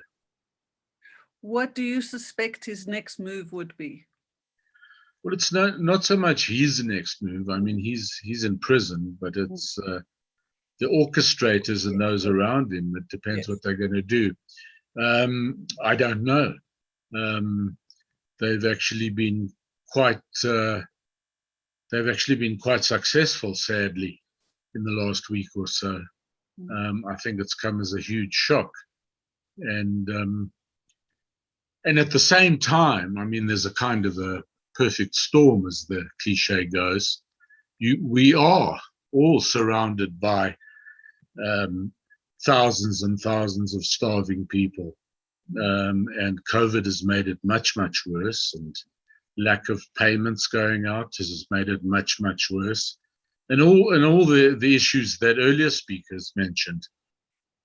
So those people who pointed in the right direction will go and burn things and steal food, are going to carry on. Or, I mean, they're easy to manipulate.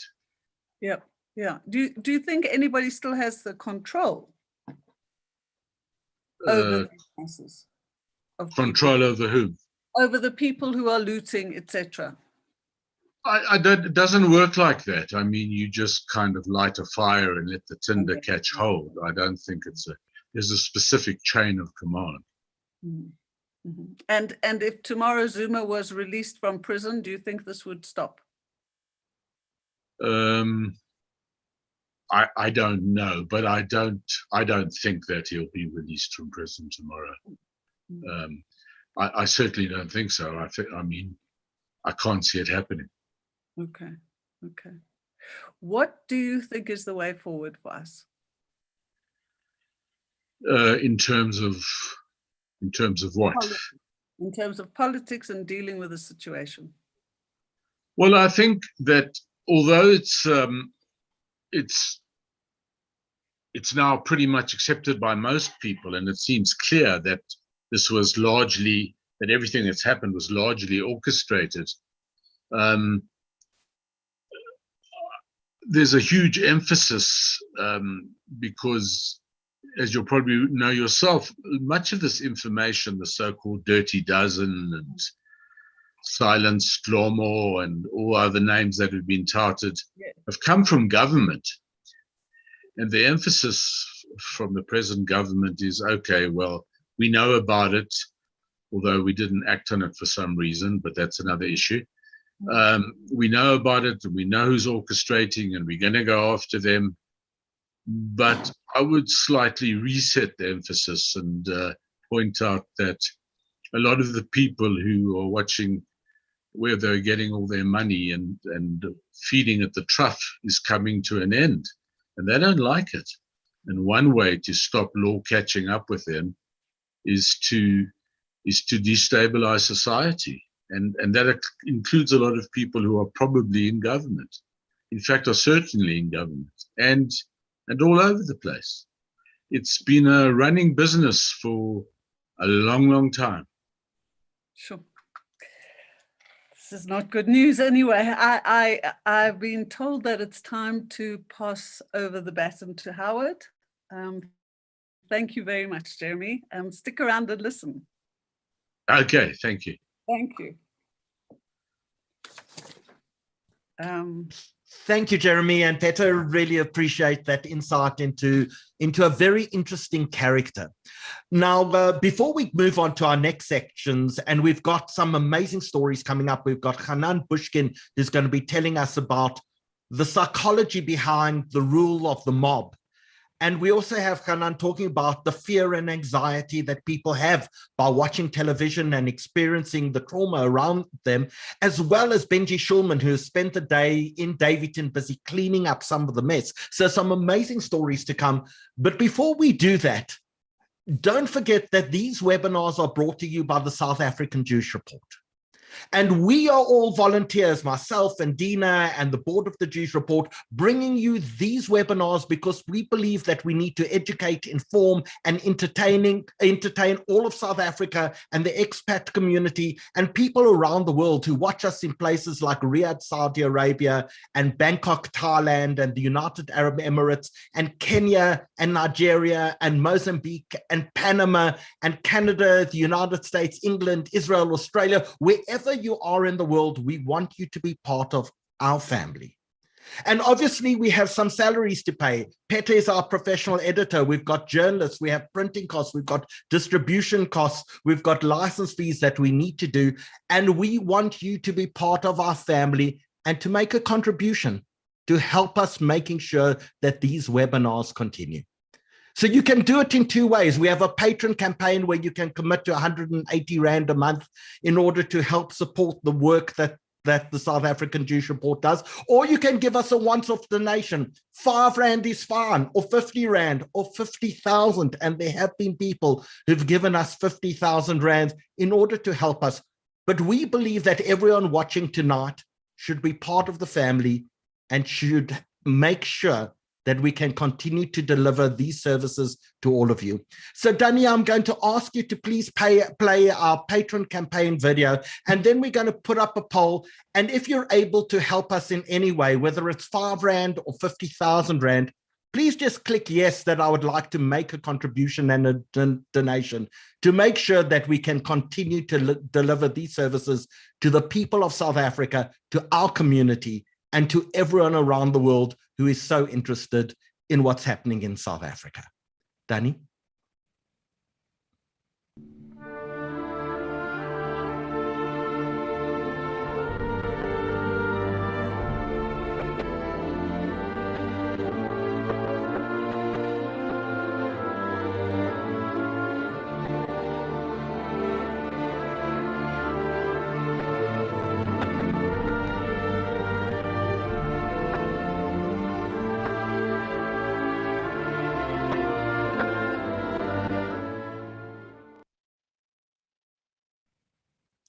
So Danny's going to put up a poll now. So please, if you can help us in any way by either becoming a patron of the South African Jewish Report or making a donation, please on Zoom, just click yes, I'd like to be able to assist you guys, and we'll send you a mail and give you details of exactly how we can do that. Or alternatively, if you're watching us on Zoom or on Facebook or on YouTube as well, we'll make sure that Danny puts up the details there and you can make a once-off contribution to us, or alternatively become a patron of the South African Jewish Report. And we'll leave that up for another minute or two. Hanan Bushkin, you're one of our favorite therapists, and if ever there was a week that we needed therapy, this was the week. But I want to start off with maybe an analogy to something that Tali Nates has taught me from the Holocaust and Genocide Center. She said the day before people were Nazis, they were normal human beings. And they went and they killed, and the day after the war was over, they became normal human beings again. And the exact same lesson happened in Rwanda. Neighbors who had lived next to each other, who had got on with their next door neighbors, suddenly on one single day became murderers, and the next day they were normal people again. What is it that allows tens of thousands or hundreds of thousands of normal law-abiding citizens to one day say, I can go and loot a mall, I can steal from my next door neighbor, I can take the fridge out of the shop, I can take the oven out of Debonair's? And let's not forget, this is not just poor people, Hanan. If you see the video clips, there were cars, luxury cars, an entire kilometer long, orderly, structured, waiting for their time to go to the macro distribution center in Durban for their chance to loot. What happens to the mind of and mentality of people in a mob like this? Yeah, and unfortunately, group or mob mentality isn't exclusive to the poor or the rich or the black or the white. Human psychology is human psychology, and when we enter into a group, we can do some really unimaginable things in the good, and we can do some unimaginable things in the bad.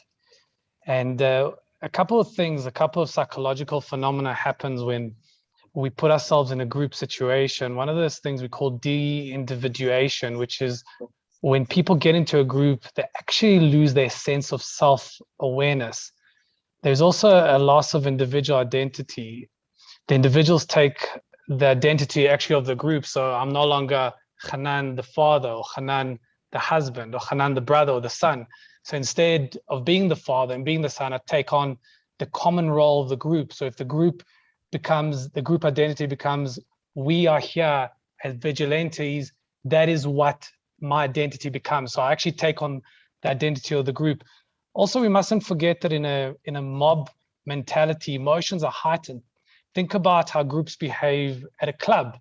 Everybody kind of is in synchronicity, or a shul or a mass gathering. And when emotions are high, logic is low. The prefrontal cortex, which is responsible for logical reasoning, is completely shut down. So we know this from research, that obviously people do crazy things when they're angry, and people do crazy things when they're sad, and people do silly things when they're feeling insecure. So when emotions are really high, logic is down. And there's also what we call group acceptability. Behaviors that would usually be unacceptable to the individual are suddenly seen as acceptable when others in the group are carrying them out. The other psychological factor is anonymity. Think about it. What this means is that when you're part of the group, the individual behavior is watered down depending on the size of the group. And because now I'm one of many, and hence I'm no longer Hanan, I'm part of this group, which gives me a sense of acceptability and permission to diffuse responsibility. Because I'm a part of the group, it creates the illusion that the group takes responsibility for the group behavior and not the individual. This, if you think about it, is incredibly dangerous, because now the individual becomes brave in a group in numbers and would do anything to engage and be part of the group. So again, we can do it for good and we can do it for bad.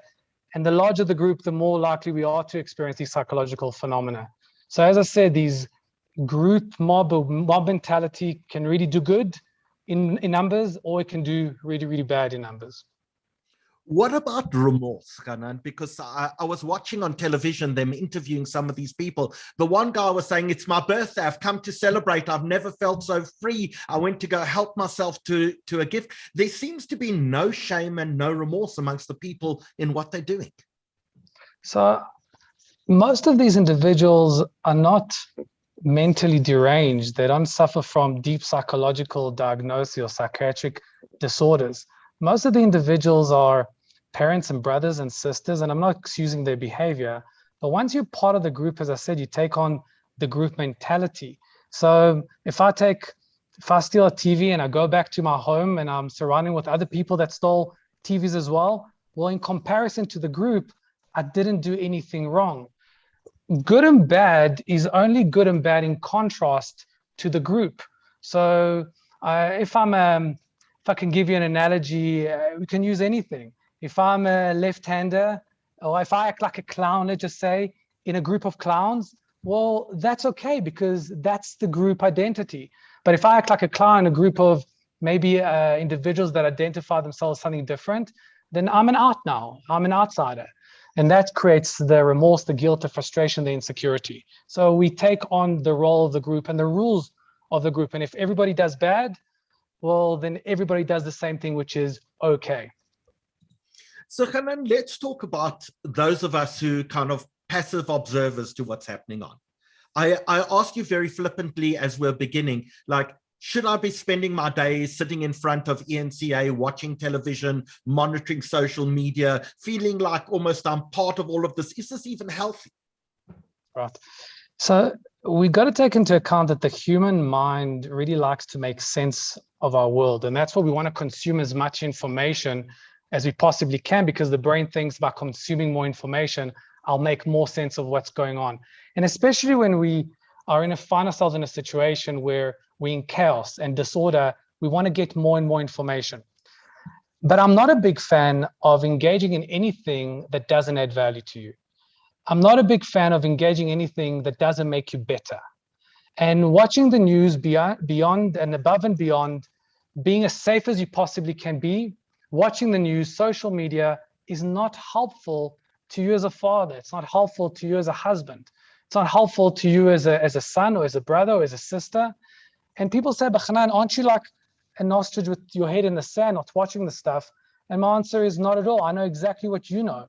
But instead of you spending 6 hours in front of the TV, I'm spending 6 hours with my kids and my loved ones and doing things that I can control that add value to me. Sure, protect yourself. Gain as much knowledge as you can to make sure that your environment is safe and secure.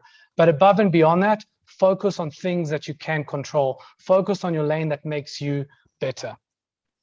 So there are people at the moment who are genuinely living in fear.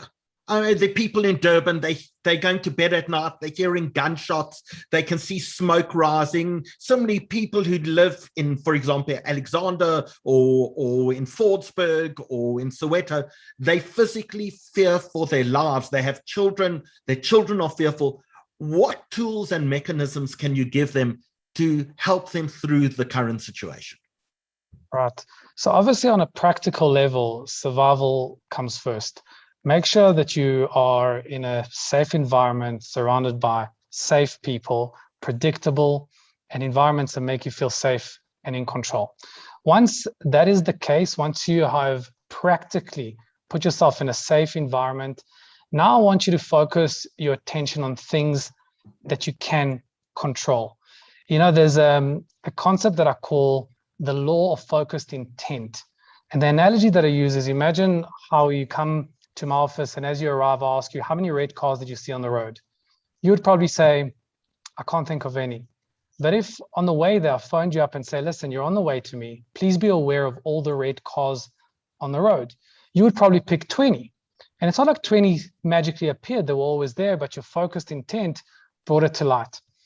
The more you focus on something, the more it becomes part of consciousness, your awareness, it becomes your world. People think our world is whatever's out there. No, our world is what we focus on.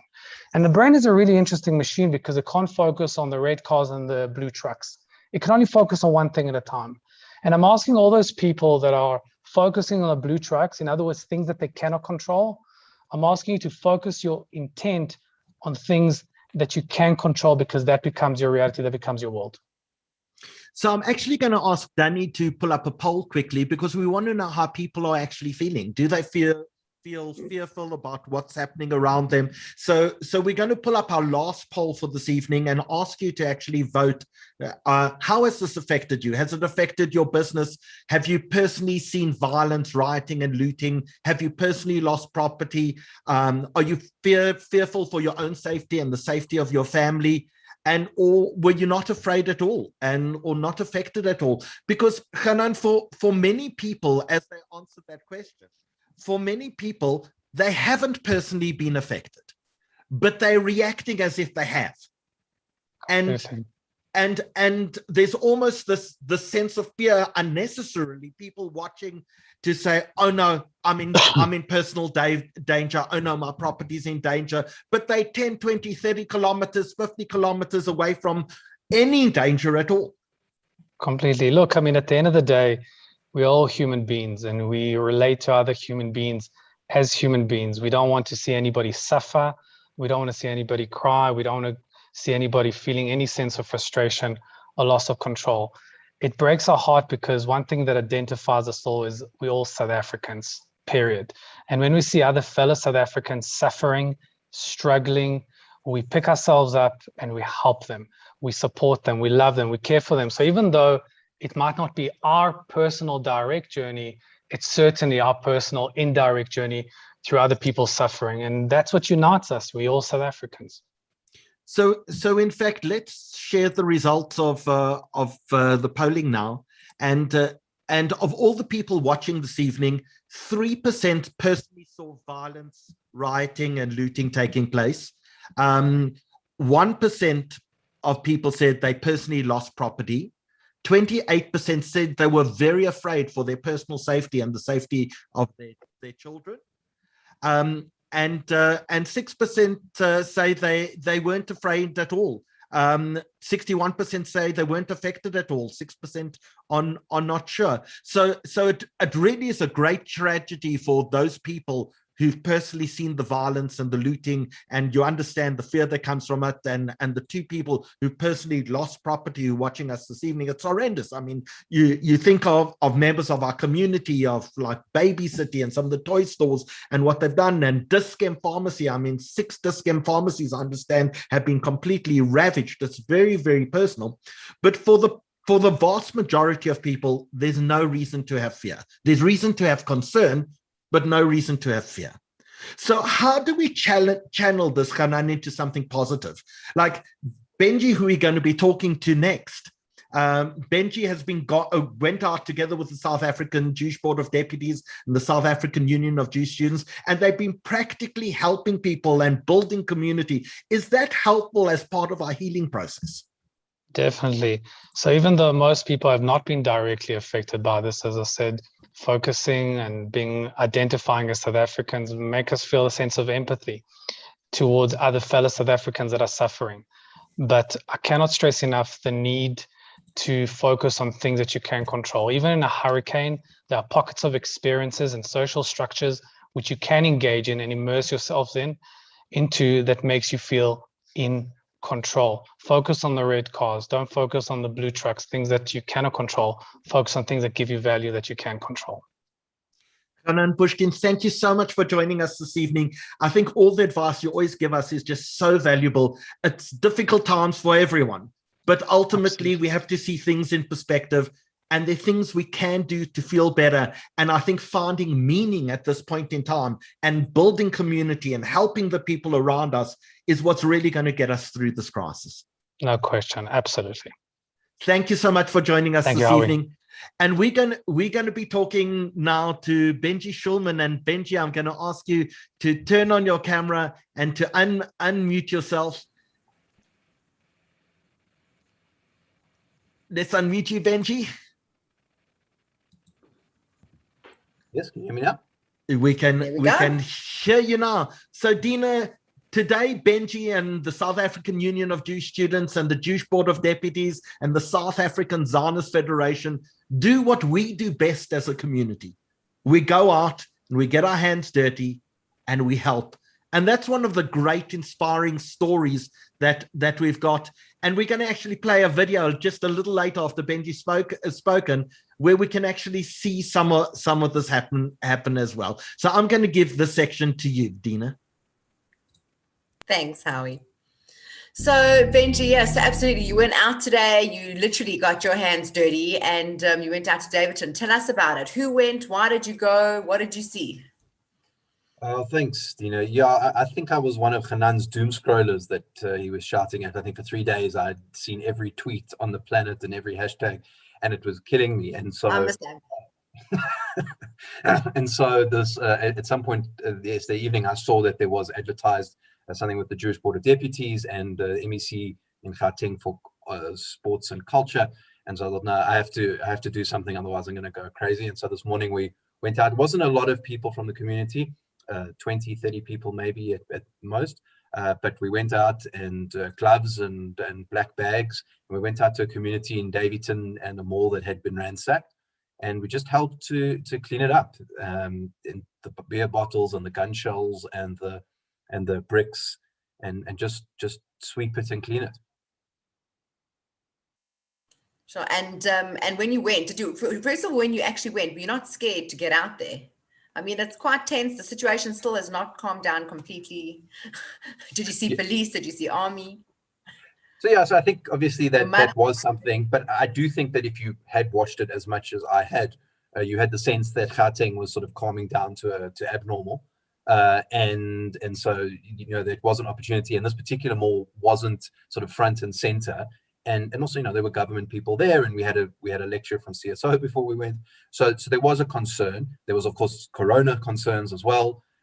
But I thought it was a calculated risk, and we thought it was important that we go be with those communities in this time, because I think one of the things that South Africans are feeling at the moment is that our people have also violated our spaces, and so maybe having other people from outside the communities come in and just be part of the solution would just help to heal that a bit, to whatever extent we could. So yeah, it was a little bit nerve-wracking, but I don't think it wasn't really dangerous. There was actually very few police and army. It looked pretty normal, except for like the torched KFC and the broken windows and all of that. Sure. So did community members come join you? Was it coordinated with them that you met them there to clean up? So when we got there were already people from the community who were there.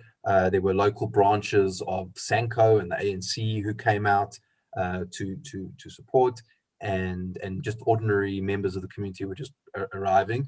And we had brought with us a bunch of black bags and some gloves, and so we handed those out, and then really just spent some time sweeping and putting things in bags, and just surveying also the damage and just seeing what was there as well. So that was really the process. It wasn't particularly sort of well organized in battalions or platoons or anything like that. It was just where you found the rubble, you put it out of the road. That was all we had to do.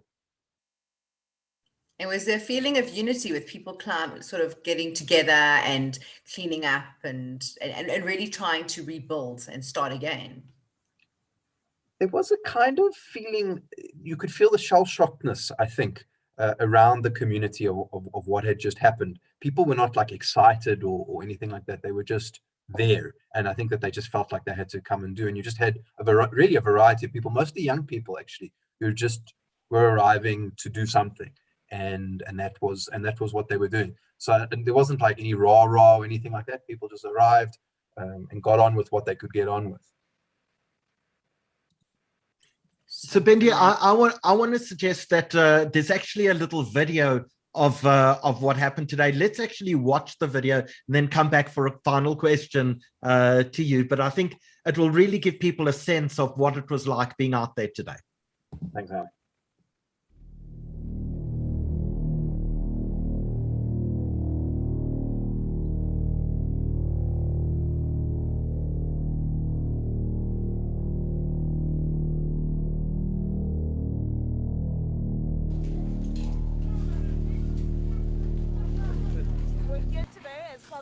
Cleanup initiatives. to rebuild South Africa and really get everybody from all walks of life to work together. And you'll see that's why there's a huge representation of people from artists, different communities. We've got sports individuals who are also joining us. And this is part of the initiative that we're saying to everybody, yes, we've had a hard time where people were protesting, but now let's join hands in rebuilding this nation. I think from the Jewish board, the Jewish community point of view, once again, the looting and riots, everyone's got their own view, but the people are going to be the most affected are the poor, the vulnerable, and the weak. And that's why we have come as a Jewish community to come to the areas, because when these shops can't open quickly, it's the people in the areas that are not going to be able to get the essentials easily. So we really need to not just watch from behind our high walls, but actually get involved, not just watch and say how awful everything is, but actually come and get involved. And if we're going to help, we're going to rebuild, we're going to clean up, and we're going to rebuild, and it's going to be great. No, this is just an amazing opportunity for us to come out here, and we've all been feeling so devastated by what's going on, and it's so important that we can actually come here and try and contribute to the cleaning up, and that's why we're here today.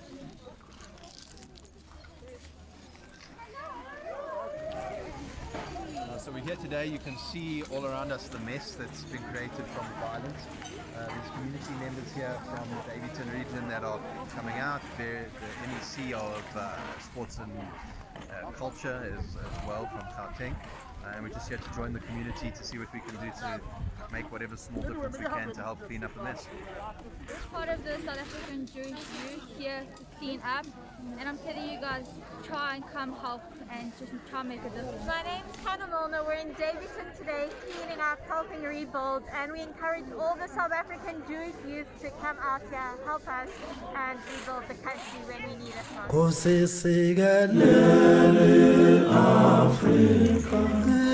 Manupalanyeso tumolwayo yezwa yemetanazo yetu kose siyelela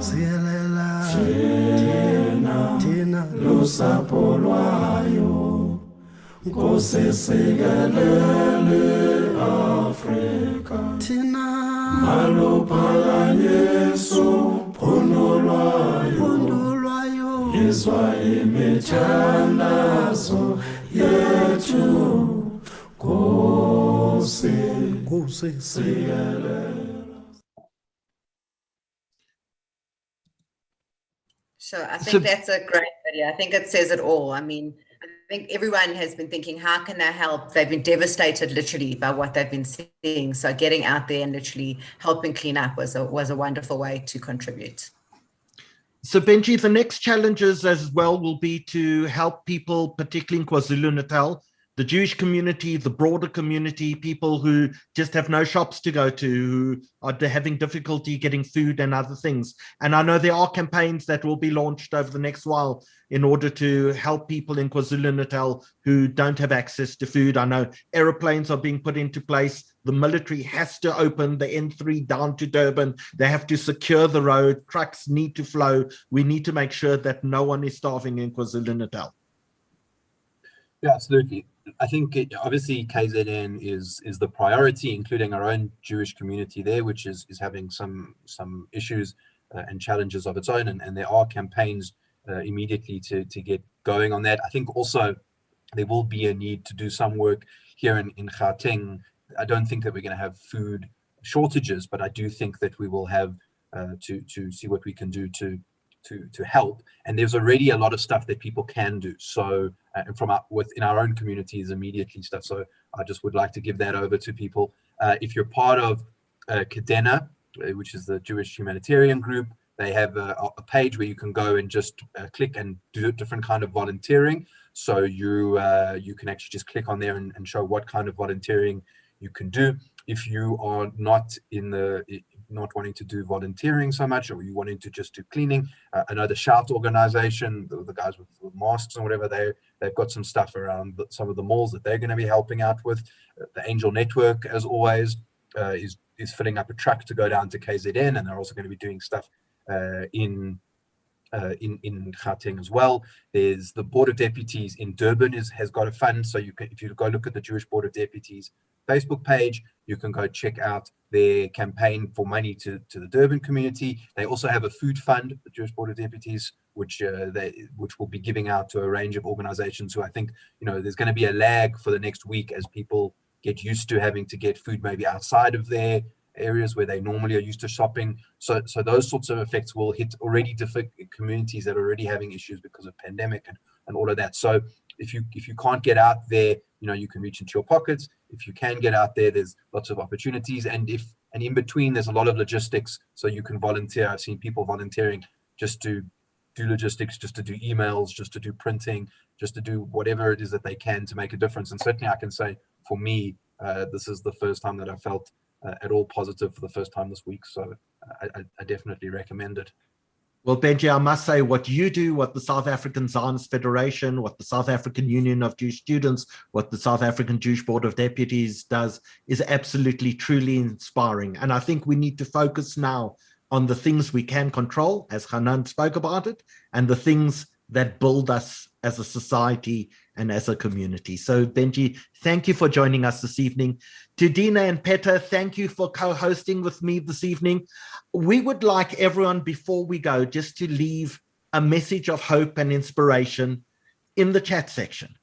And if there's no hope or inspiration, leave us a message anyway, because this is what community is about. We reach out to each other, we embrace each other, whether it's digitally or virtually, but we help each other through difficult times.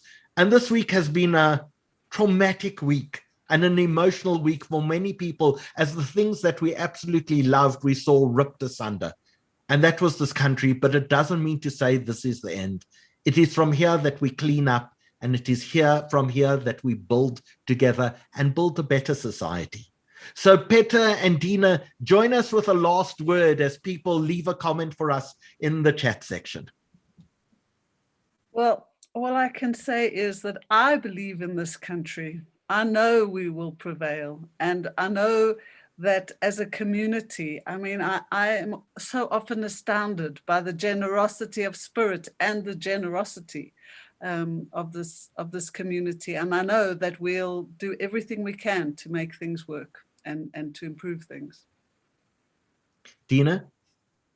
Yeah, so I think we all have been devastated by what has happened in this country and by the people that are suffering and will suffer potentially in the future.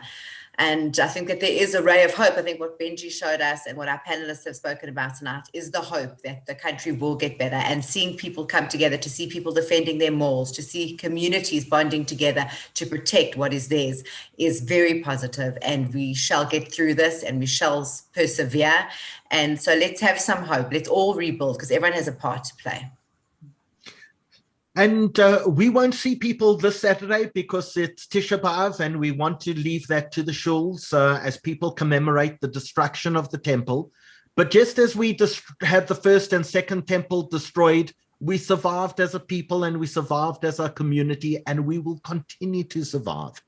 So while we mourn our losses in South Africa and we mourn our losses as a community with the destruction of the first and second temples, we celebrate really the rebirth that happened after that. And we will celebrate as well the rebirth of South Africa. We'll see you all again next week. Thank you so much for joining us this evening. We've asked Danny to put together a few of the really funny clips from all the looting, because out of all of the disaster and despair, there's also amazing humor. So we're going to leave you with a few of those clips, and also the opportunity, if any of you would like to join, become a donor to the South African Jewish Report, we'd really love that as well. We'll see you again next week. Good night, everyone, and thank you for joining us this evening.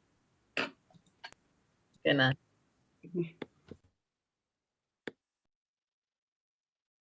Okay, let's have a look at what's going on in South Africa. Full disclaimer, I know it's a serious situation. I hope everyone is okay. I'm not going to give heated opinions about it like I live there. I only act like I fully understand a place I don't live in when it comes to America, not South Africa or anywhere else. Let's look at this moment for what it is. We have a bloke that wants a free big fuck off TV. He's chosen a 58-inch. I believe it has Netflix already on there, which is handy. No one likes to invest in or loot a separate piece of technology to access a streaming service. He's in a pickle though. A 44-inch TV would have suited his car a lot better. I'll let the original commentary from the news reporter tell us what's happening next. He's trying to open the boot now. Let's see what his plan is. The boot is already full. Yeah, look at all the bloody goodie bags already in there. I gotta say, I love that he has his hazard lights on. This is a person that respects the rules of the road. Sure, he's in the middle of a theft, but he's a considerate driver, so that fucking counts for something.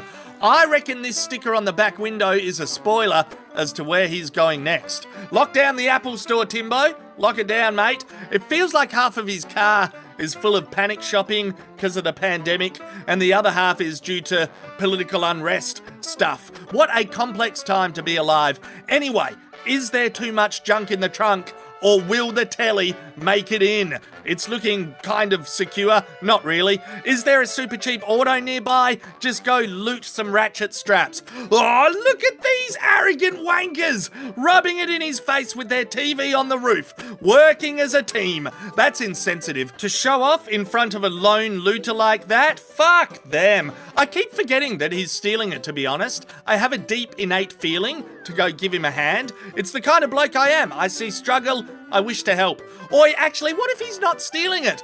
What if he's the only person in South Africa buying a new TV during this dodgy week? The retail clerk was like, sorry, I can't open the loading bay because looters will get in. I can't help you carry it because that will breach COVID restrictions. Good luck out there. Try not to void the warranty. Super fair dinkum awkward if that is the case. Oh no, there's traffic blocking us. Sort it out, ENCA news team. Oh, they are. They're going in. That's professional. The bloody reporter is going in for a chat.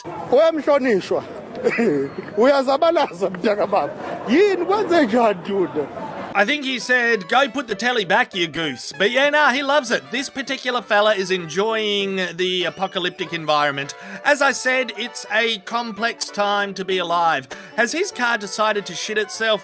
I think it has. This is the slowest getaway ever from the world's worst looter ever. One speed bump and that TV is history.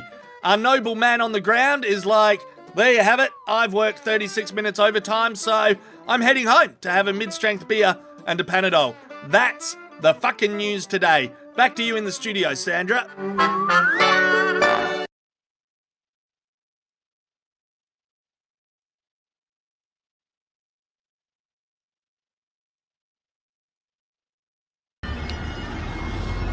Guys, I promise you, there's an oak here playing bagpipes. I promise you, everyone's standing guard. Like every other intersection in Durban, North Umhlanga, and now this oak's walking up and down playing bagpipes. If the Scots come over the hill, then I don't know.